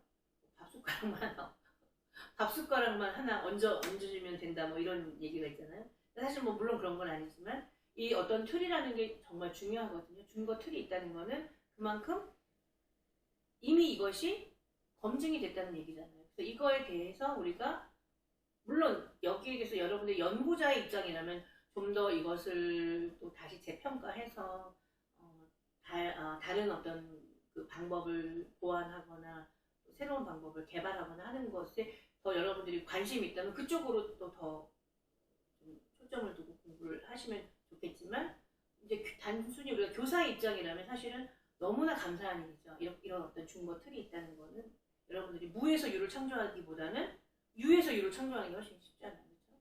그렇죠? 그래서 이런 그 다문화 교육을 위해서 모든 교육 과정 개발에 적용할 수 있는 이 모델이 되기 때문에 여러분들이 이걸 직접 여러분들 수업에서 한번 적용을 해보시면 굉장히 도움이 될 수 있다는 부분입니다. 자, 실제로 지금 이제 여러분들 이제 232페이지 이제 교과서를 활용한 다문화 교육 과정 개발 실제가 있어요. 실제 어떻게 그렇다면 이 앞에 이런 모형들을 가지고 어떤 식으로 교과목을 교육을 목표를 삼고 어떠한 주제를 가지고 어떻게 이것을 프로그램을 만들 것인가, 수업의 어떤 교육 과정을 우리가 실제 어떻게 개발할 것인가, 지도안을 어떻게 작성할 것인가, 이런 것들이 이제 여기 지금 이 232페이지부터 그 내용이 나옵니다. 이 절에서는 교과서에 제시된 활동 목표를 다문화 교육 목표로 바꾸어서 어떻게 다문화 교육을 실시할 수 있는가에 대한 아이디어를 주기 위해서 초등학교 1학년 국어 교과서에 나오는 영역을 단원으로 선정해서 같은 목표로 소재만 바꾸어서 수업 지도안을 이제 작성한 하나의 실예를 여기서 보여주고 있어요. 그래서 이제 여기 여러분들 232페이지를 보시면요. 이제 여러분들 여기서 이제 뭐 그 내용 이렇게 책을 보시면 233페이지에도 뭐 이것만 꼭 뭐 이렇게 되어 있는, 그래서 여기에서 이제 중점적으로 다뤄야 할 다문화 교육의 핵심 가치와 내용을 바로 이것만은 꼭이라고 하는 부분에서 이제 그걸 제시를 했네요. 그래서 수업 지도한 내용을 이제 보시면 한국의 이제 옛 이야기만을 배우는 것에서 이제 이와 유사한 다른 나라의 이야기를 선정해서 함께 들려주는 거죠.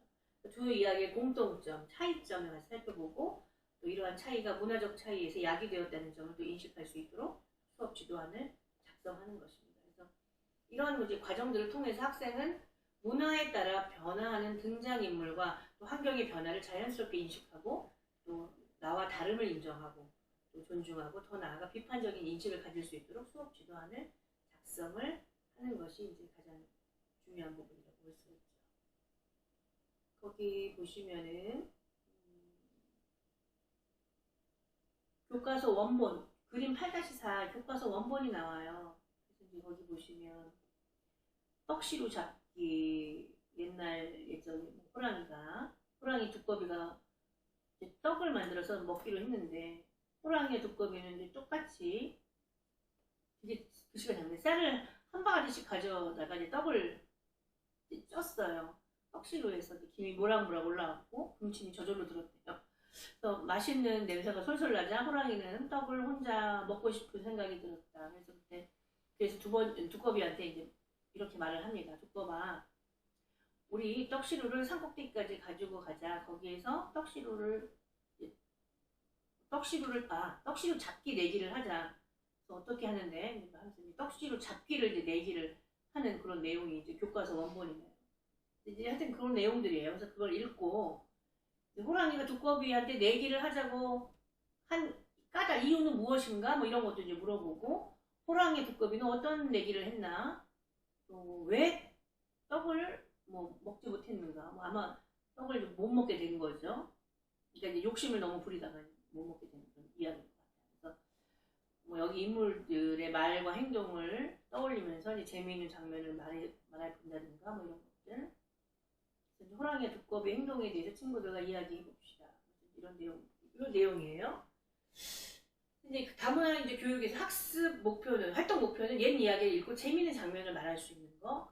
그 다음에 이제 다문화 교육 목표는 여러 나라의 옛 이야기를 읽고 재미있는 장면을 말할 수 있는 거. 그러니까 지금 여기서 하나의 이야기가 나오잖아요. 그러면 이제 그런 거와 비슷한 또 다른 나라의 동화라든가 이야기들을 똑같이 이제 보면서 거기에서도 재미있는 장면도 말할 수 있고, 또 여기 보시면 이것만 꼭, 그러니까 전차시에서 이제 옛 이야기의 개념과 한국의 옛 이야기를 읽고 재미있는 장면을 찾아보는 활동을 하고, 마지막 차시에는 좀 더 나아가서 심화 활동으로 다른 나라 옛 이야기를 읽고 재미있는 장면을 찾아서 이야기해보는 활동을 하고, 또 한국 문화와 공통점은 어떤 거고 차이점은 어떤 건지, 각 나라의 독특한 민족적인 특성을 한번 발견해보는 것, 이런 것들이 이제 목표가 되는 거죠.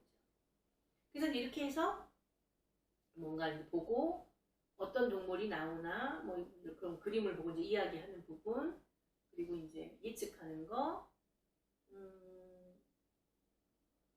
여기서 이제 뭐 말레이시아 이야기하고 또 베트남의 건국 신화 뭐 이런 것들을 가지고 우리 한국의 옛 이야기와의 어떤 공통점, 다른 점, 이런 것들을 찾아봤던 교수 학습 목표예요.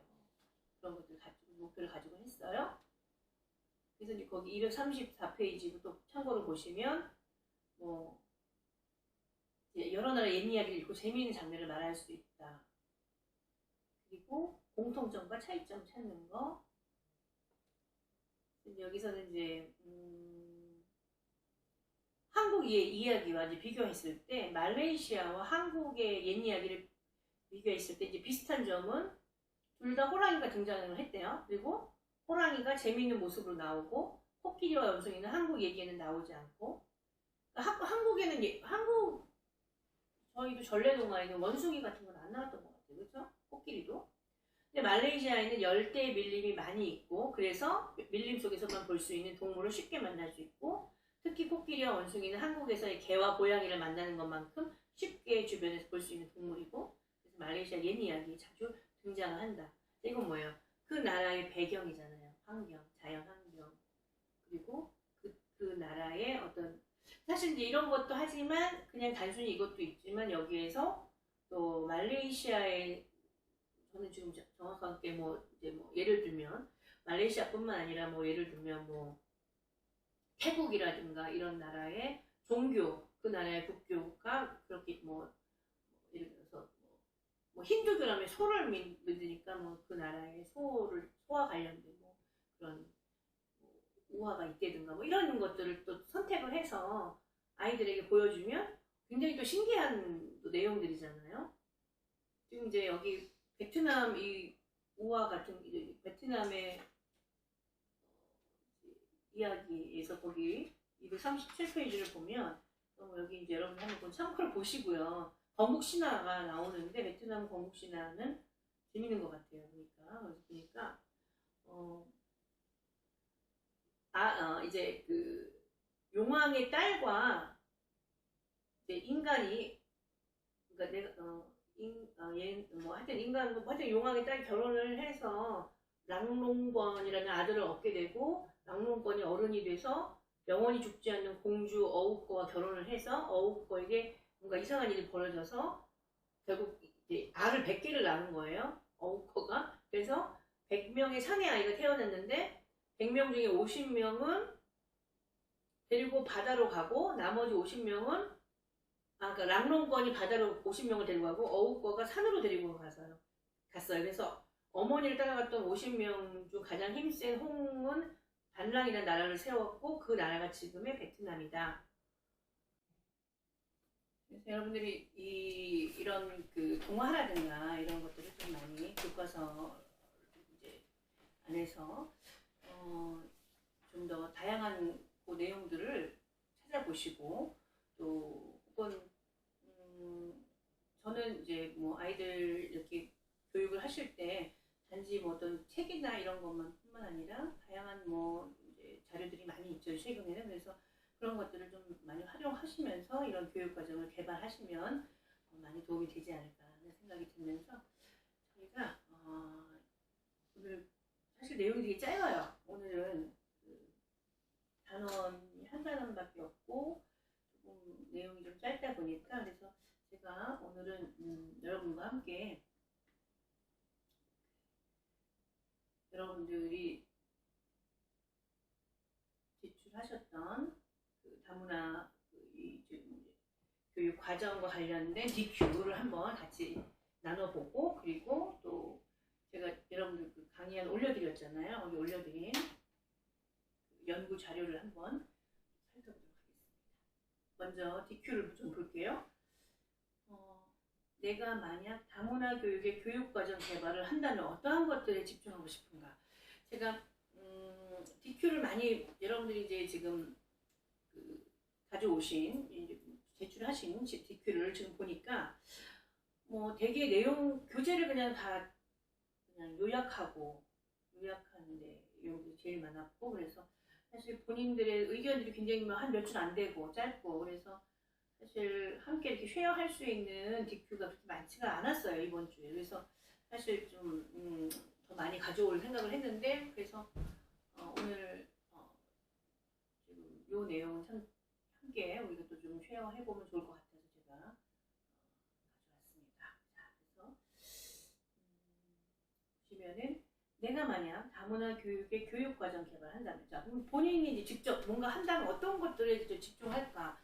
이거는 사실 저는 굉장히 아주 칭찬해드리고 싶은 부분이에요. 왜냐하면 이런 DQ를 하실 때도 이 단원에 나와 있는 내용들을 그냥 단지 공부하고 요약하는 것으로 끝나는 게 아니라 이것을 본인에게 직접 적용해 볼 수 있다. 본인이 먼저 본인의 입장에서 생각해 본다는 것은 정말 아주 필요한 부분이잖아요. 교사로서. 그래서 칭찬해 드리고 싶고요. 아마 누가 본인은 아시겠죠. 자, 본인의 그 DQ라는 걸. 여기 보시면 자, 문화. 한 나라 안에서도 다양한 문화가 있듯이 이 세계 안에는 엄청나게 많은 문화들이 있다. 여러 문화들에 대한 차이에 대한 지식, 그렇죠? 이해, 존중, 태도를 가르쳐야 한다고 생각한다. 네, 그렇죠. 아주 정말 좋은 내용이에요. 그러니까 이 문화의 차이에 대한 것들을 좀 더 아이들이 좀 그것을 인식할 수 있게 그것에 대해서 다양한 측면에서 지식을 가르치고 또 이해시키고 또 함께 존중하는 태도 역시 중요하죠. 자꾸 아까 그 광고 생각이 나긴 하는데 존중하지 않으면 그런 태도가 나타날 수는 없죠. 그렇죠? 그다음에 함께함, 의사소통 및 대인 기능과 관계, 또 모국어에 대한 이해, 공존과 조화를 가르쳐야 한다고 생각합니다. 네, 그래서 사실 뭐 함께 한다는 것이 정말 중요한 포인트인 것 같아요. 우리가 함께 어우러져서 함께 하나의 공동체로 그 하나의 어떤 소속감을 가지고 그 나라의 새로운 문화를 문화 안에 지금 들어온 거잖아요. 이주를 해서 그래서 그런 경우에 함께 하지 못한다면 정말 굉장히 그 분열이 생기고 갈등이 생기는 수밖에 없는 거. 그래서 이 함께함이라는 이 단어는 정말 저도 아주 좋아하는 단어입니다.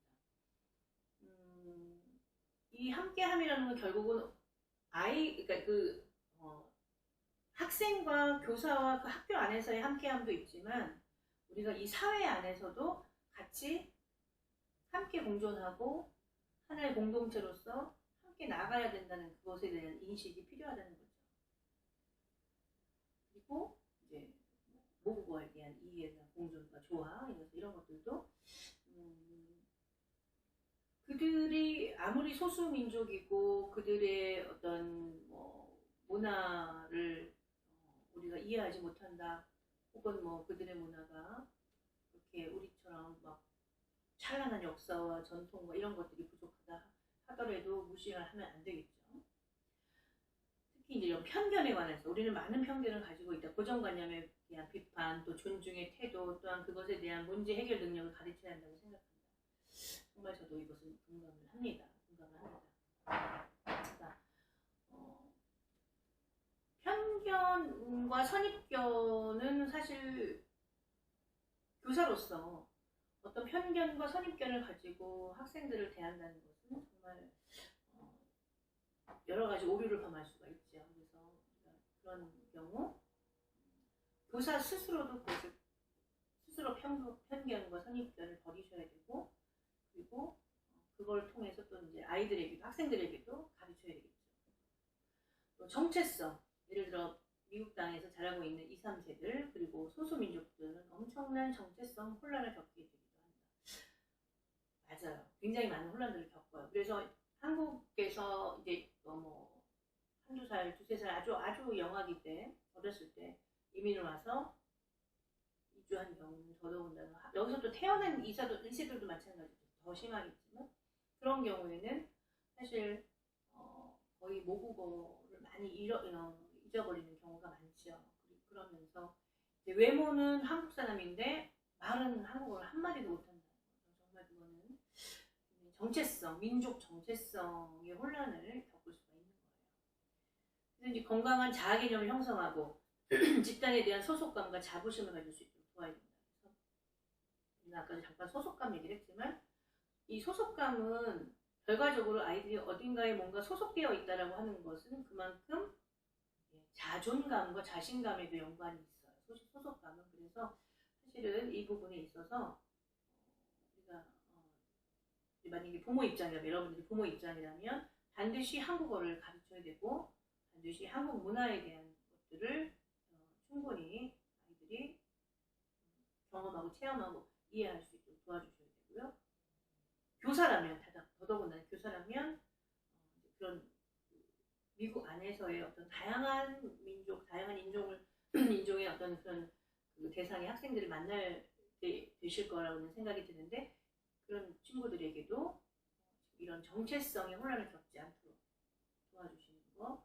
그래서 부모 교육, 그들의 이제 부모들 상담할 때도 반드시 집에서는 아이들이 모국어를 사용할 수 있게 그런 것들을 독려해 주시기를 부탁을 드리고요. 그다음에 평등성, 평등이 무엇인지, 평등에 대한 이해와 신념에 대해서 주목해서 가르쳐야 한다고 생각합니다. 굉장히 중요하죠. 평등.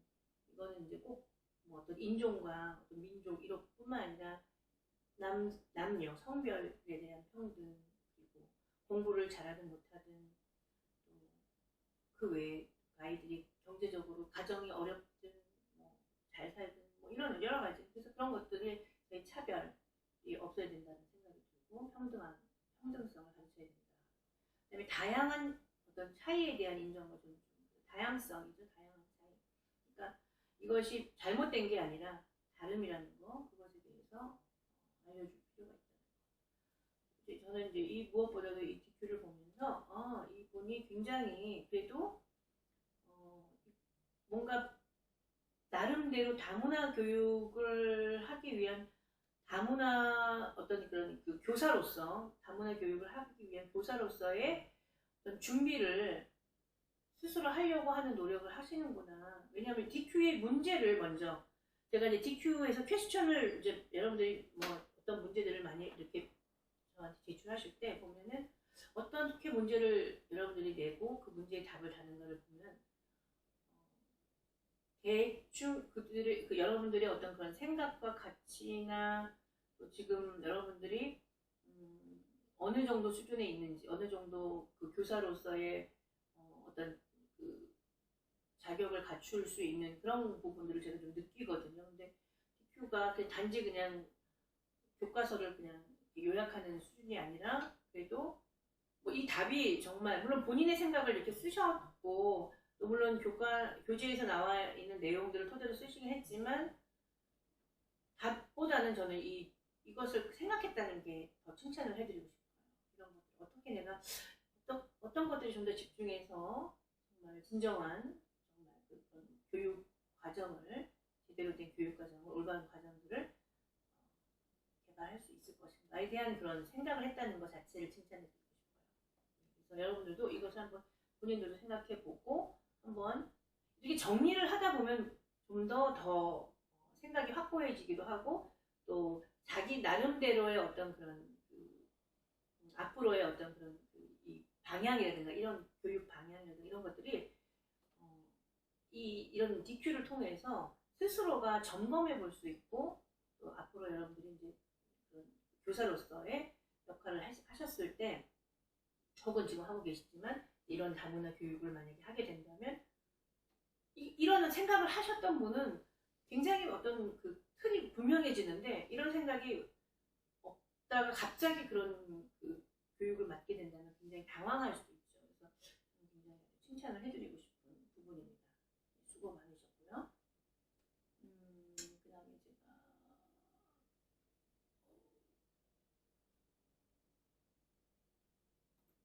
요거는 여러분들한테 제가 강의안을 올려드리면서 이거 지금 제가 여러분들한테 다 보내드렸죠. 캔버스 확인하셨으면 이게 어떻게 커지나요? 조그맣지?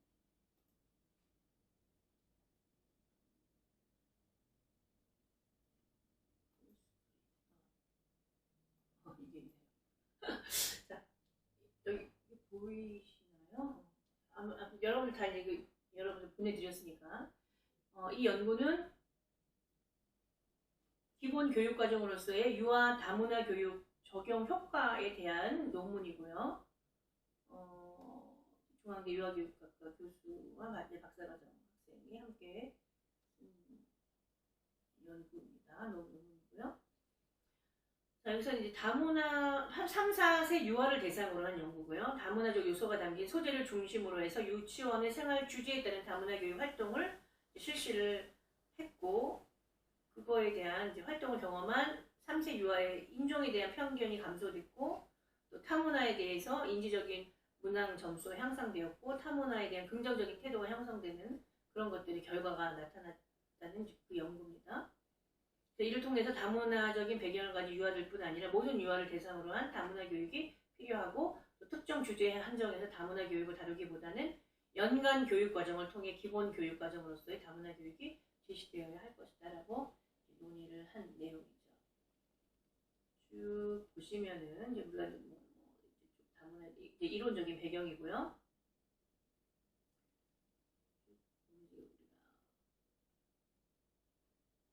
모리스는 서로 다른 문화적 배경을 가진 유아들이 서로의 특징이나 가치를 인정하고 존중하면서 그 사회가 갖고 있는 공동의 목표를 달성할 수 있도록 또래 집단에서 서로 상호 교류하고 의사소통하는 것이 바로 다문화 교육이다 하는 거. 여기 베넷이 나옵니다. 베넷은 교사의 문화적 다양성을 반영하는 태도를 포함해서 다양한 배경을 가진 학생들과의 상호작용 과정 안에서 자연스러운 일상을 만들어 나갈 수 있는 역량을 키워서 인종, 문화, 계층, 성별, 지역에 따라 차별 없는 교육 과정이 이루어지도록 해야 한다. 우리가 오늘 봤던 베넷 기억나시죠? 그래서 이제 쭉 보시면 이러한 맥락, 다문화 교육 정책에 대한 부분이 나오고 어떻게 지원을 해야 되겠다는 내용인데 요거는 그냥 문화적, 이론적인 배경이니까 쭉쭉 넘어가고요. 이 연구가 어떻게 됐는지 어떠한 영향을 미쳤는지 한번 볼게요. 이제 뭐 태도 검사 도구들이고요.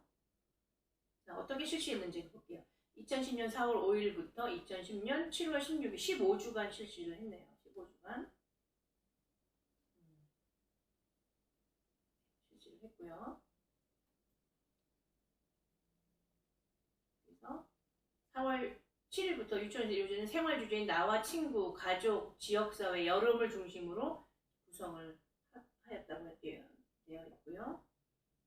만 3세는 차이를 수용하고 다양성을 인식하고 모든 사람이 평등하다는 개념이 상호작용이 포함되도록 하는 활동을 주로 실시를 하였다고 합니다.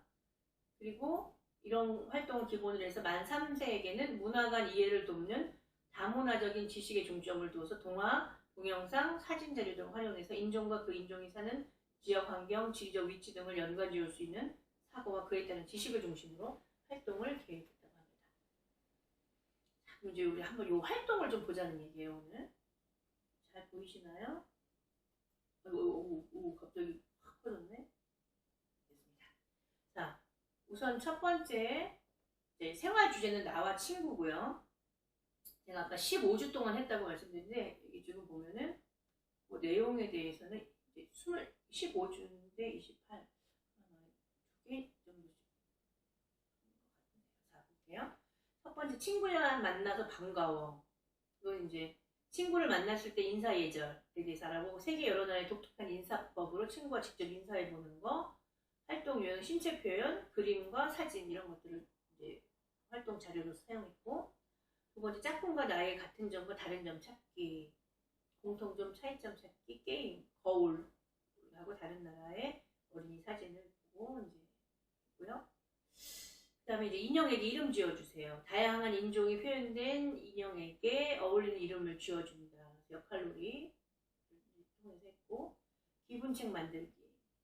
여러 가지 감정에 대해서 이해하고 행복할 때, 속상하고 화날 때, 뭐 슬플 때 이런 것들의 기분을 표현한 그림을 친구들과 함께 책으로 만들어서 만들어 보는 거. 이거의 활동 유형은 언어 유형 활동인데, 지금 이제 제가 이런 것들을 봤을 때 사실은 이제 기분책 같은 경우는 공감 능력을 키우기 위한 부분이에요. 이거는 그래서 이제 굉장히 많이 활용되고 있고요. 그다음에 한국에서 온 꼬마 삼보 이야기를 제작해서 이제 개작해서 다시 이제 있는 이야기를 다시 개작을 해서 이야기를 짓는 거죠. 막대 인형을 활용해서. 그다음에 친구와 함께 옌카를 해서 핀란드의 민속춤 옌카를 춤을 추는 거고, 뭐 옌카 동영상 보면서 따라하고 뭐 이런 거죠. 폴 선생님과 놀이해, 외국인 선생님과 놀이해 보고 외국의 동요와 챈트를 불러보는 거. 캐나다 선생님인가 봐요. 폴 선생님은 어떻게 놀이할까? 라이우엘라, 콜롬비아의 전통 놀이 라이우엘라의 놀이 방법을 생각해보고 사방치기 뭐 비교해보고 이런 거. 그러니까 다른 나라의 전통 놀이와 우리나라의 사방치기를 비교하는 거. 또 여러 나라의 자장가. 우리나라의 자장가, 뭐 미국의 자장가, 뭐 독일의 자장가, 여러 가지 자장가들이 있죠. 세계의 여러 나라의 숟가락, 여러 나라의 숟가락을 이용해 놀이를 해보고 각 나라에 사용하는 숟가락의 공통점, 차이점을 알아본다. 우리나라, 일본, 베트남의 숟가락, 나라별 주방 소품을 또 이제 준비를 해서 역할 놀이도 하고 또 이야기도 나누고. 그렇죠. 그 다음에 티피, 인디언 집 티피를 친구들과 함께 꾸며본다.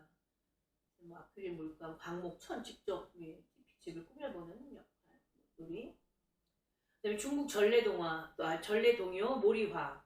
가족을 사랑하는 마음을 담은 중국 전래동요, 몰이화를 불러본다.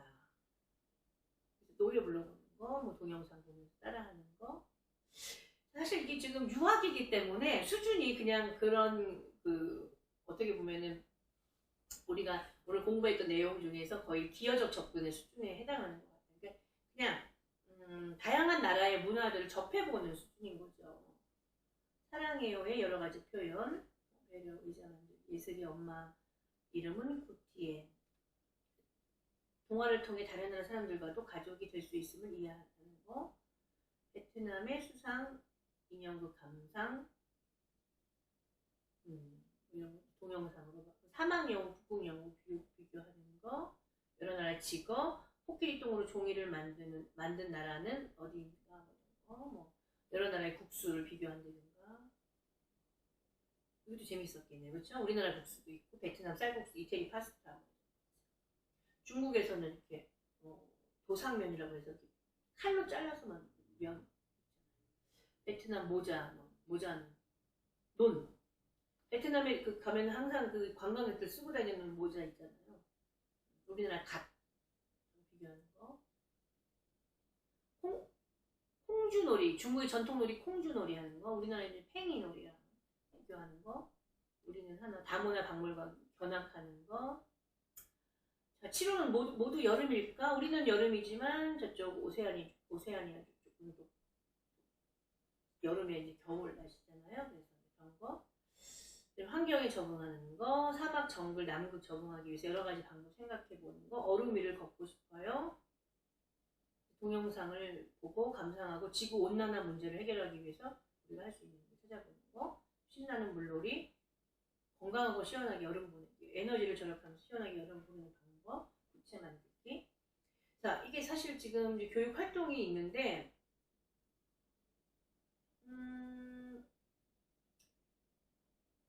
이렇게 이런 활동들을 통해서 되게 결국 이제 결론을 한번 볼게요. 연구 결과 3세 유아의 인종 인식에 미치는 영향을 보니까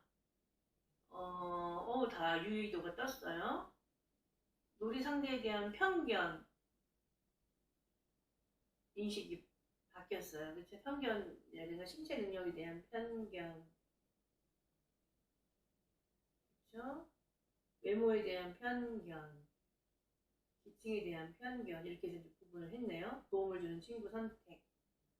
그래서 이 연구, 맨 마지막에 결론을 봅시다. 자, 첫째, 기본 교육 과정에서의 다문화 교육 활동은 만 3세 유아의 인종에 대한 편견이 감소하는 영향을 미친 것으로 나타났다고 결론이 나왔어요. 우리가 사실 그 내용이 그렇게 깊이 있는 내용은 아니었지만 이 아이들의 발달 수준에 적절한 그러한 그 프로그램이었잖아요. 그래서 그런 것만을 했는데도 불구하고 편견이 감소됐고, 여기서 이제 뭐 예를 들어서 누구와 함께 놀이하고 싶니 해서 모두 다 놀 거예요. 다 내 친구예요. 뭐 이렇게 얘기했다든가 이런 내용도 좀 더 자세하게 나와 있고요. 여러분이 좀 자세히 좀 읽어보시면 좋을 것 같고, 두 번째, 기본 교육 과정으로의 그 다문화 교육 활동을 통해 만 3세 유아의 타문화에 대한 태도는 긍정적으로 전환되었다. 그래서 바람이 많이 불어서 튼튼한 것으로 막아야 돼요. 이 나라는 추우니까요. 뭐 이런 것들, 뭐 그런 그 대답, 아마 이제 유아들에게 직접적인 어떤 인터뷰를 통해서 결과를 도출을 한 부분이죠. 그 다음에 이제 결국 이제 이렇게 편견이라든가 이런 여러 가지 차이점에 대한 다른 점 이런 것과 관련된, 그래서 결과적으로 이런 것들이 다 감소가 되고 좋아지는 결론이 나왔고요. 그래서 여기서 어떤 제언을 했냐면, 결국 다문화 교육 활동이란 특정 주제의 타문화의 외형적 특징을 소개하는 방식의 교육으로 소개하기보다는, 우리가 지금 지적했던 부분이에요. 그냥 단지 그냥 뭐 외형적인 건 봤잖아요. 유치원 전 교육 과정을 통해 자연스럽게 배울 수 있도록 기본 교육 과정으로 다뤄져야 한다는 것을 제언했고요. 둘째, 인종 편견의 예방적 차원에서 일상생활을 통해 다문화 교육 활동을 경험할 수 있도록 다양한 프로그램 및 접근 방법 개발될 필요가 있다는 거. 특히 유아가 직접 경험하고 놀이하면서 자연스럽게 타문화를 이해하고 문제를 해결할 수 있도록 돕는 교재 교구 개발이 시급하다. 그 다음에 셋째, 가정과 연계된 다문화 교육 활동이 필요하다. 그래서 이제 아이들이 집에서 일상생활 경험 속에서 부모와 효과적으로 상호작용하고 다양하게 사고할 수 있는 능력을 기를 수 있도록 부모님께 정보를 제공하고 교육과정과 연결될 수 있도록 가정 연계 프로그램이 개발되어야 할 것이다를 제언을 하게 됐습니다. 이 연구를 통해서 우리가 이제 이 연구에서 우리가 대부분 이런 프로그램 개발이나 이런 연구들을 보면은 그 연구의 어떤 그런 과정이 이렇게 소개가 되거든요. 그래서 여러분들 이런 것들 또 참고하시면 이제 또 도움이 많이 될 거라고 생각이 듭니다. 내용 자세히 읽어보시고요.